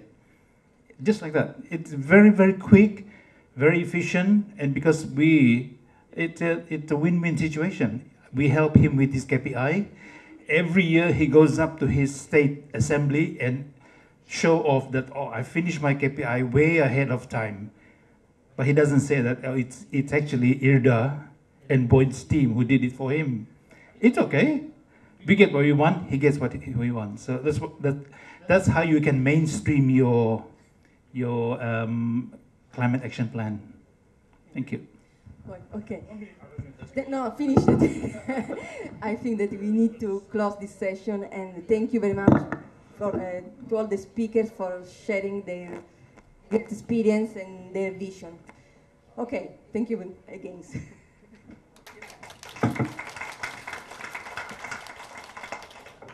All right, thank you very much, ladies and gentlemen, to all of you.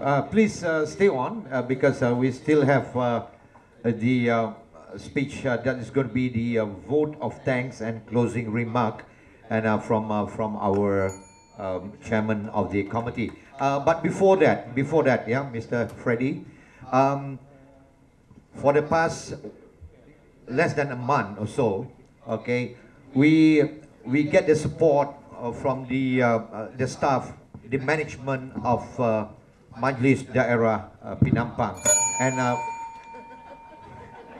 ladies and gentlemen, why don't we give them a round of applause, because they have been working day and night to make this occasion very, very successful, yeah? And also from our, if I'm not mistaken, from our desk over there, that three ladies over there too, you know, they have been working so hard, yeah, to make this occasion very successful until today.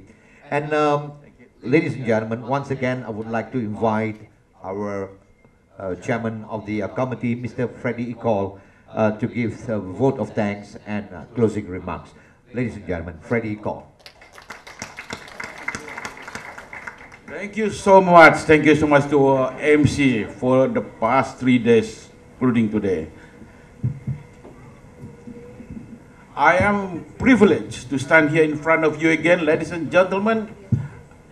Just so that when I started here for the first day, when we started our training and discussion, I am feeling all the excitement to look forward. And now we have seen the fruit of our discussion for the past 3 days. Anyway, let me recap what we have gone through for the past 3 days. And before I say thank you to everybody, let me recap what we have discussed. Because for the first day, during the first day, we have discussed on climate change and how we approach, how we address the issues. And that has been, I think, documented by our secretariat over there, and we look forward for the for action to be taken that follow suit. And that's day one. In day two, I believe we have very extensive discussion, because we did touch on the climate action plan, and that action plan has been discussed by the groups, and the groups have presented it to the floor. Thank you.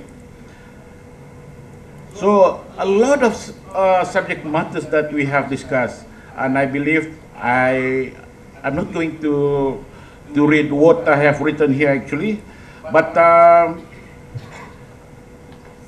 what I am interested to look into as the organizing chairman is the flood adaptation in Penampang. This is what I have been driving into, you know. And when Pero said that you look into the possibility of support and funding, I did responded to him. And again, I restate what I've said yesterday, and I will look forward to your decision on that, sir. And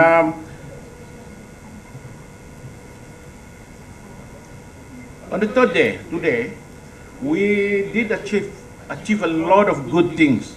We heard what our minister have said to us, and it comes from his heart.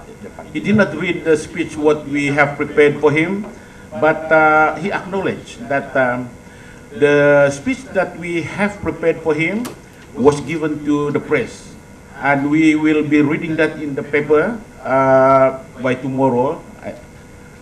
I'm confident that it will be in paper tomorrow. And of course, the signing ceremony that we have this morning, it is the substance, it is the commitment that the 4 cities, when they sign it for GCoM, it is a sign of commitment. So I look forward not only Penampang but the other 3 cities to work hand in hand, as what Mary have suggested, that in Kota Kinabalu or in Sabah for that matter, Tawau, Kota Kinabalu and Penampang, we must get together because it's a bigger voice, you know, so that we can be heard by our government. Okay. All in all, we have discussed and deliberated on issues on climate change, environment and waste management. These are the things, the gist of the discussion today. And I, for one, look forward that we must compile the report that we have there. And then we will forward to the GCoM for due consideration.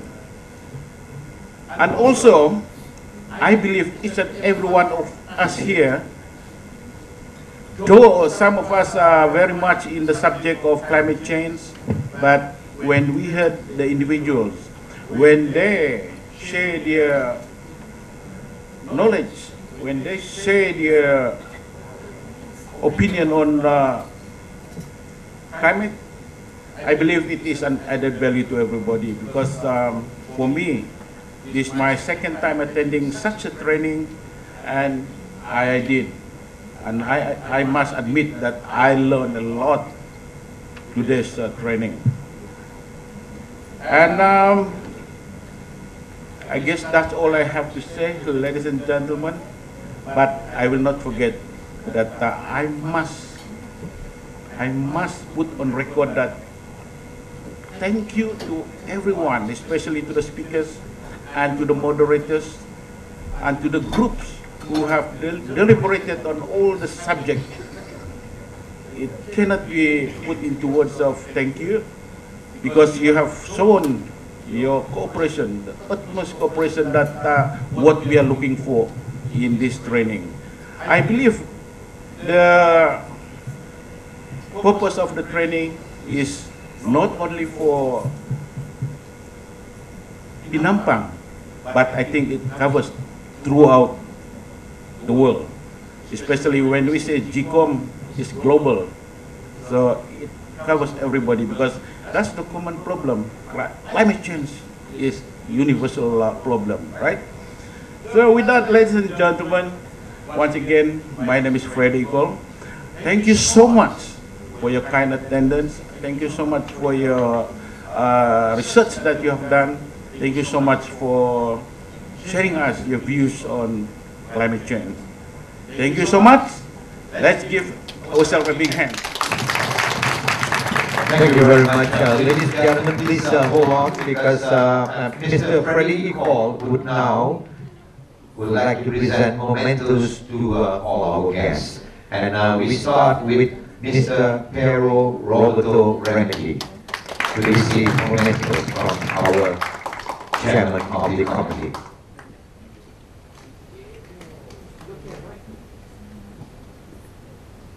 Next recipient, Professor Dr. Justin Satya, unfortunately he is not here. We proceed to Professor Dr. Ho Chin Siong. Professor Dr. Ho, are you around? Oh, okay, we move to the next one. Dr. Eleonora Vulo.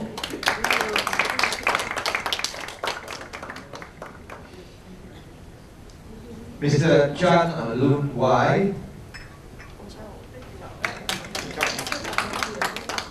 Mr. Giao, sorry, Mr. Giao.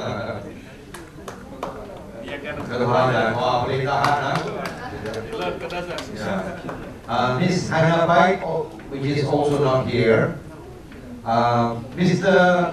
Viljenko Sedla.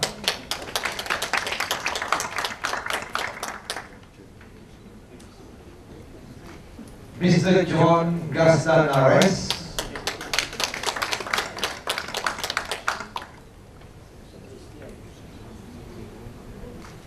Mr. Boy Dion Sears.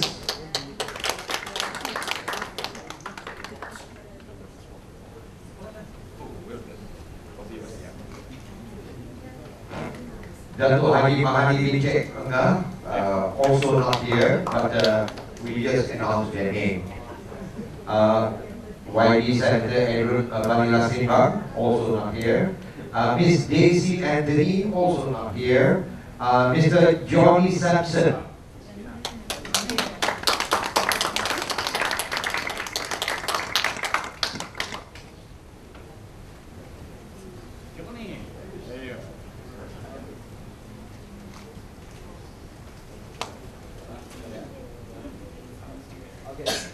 Mr. Stanley Chong.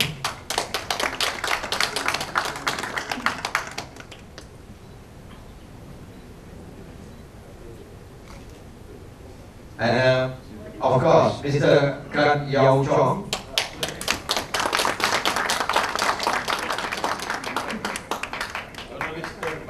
Lastly but not least, Mr. Kenneth Cho.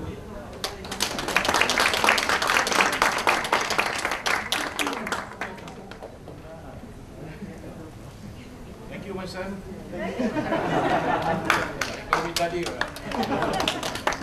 Well, let's conclude our workshop on the Global Covenant of Mayors for Climate Change and Energy. Ladies and gentlemen, my name is Sani Arif, Muhammad Arifin Khan. I'm also Councillor of Pinang. I would like to say thank you very much for being with us here in Kota. God bless all of you. We will meet again on the fine climate, fine weather soon. Thank you.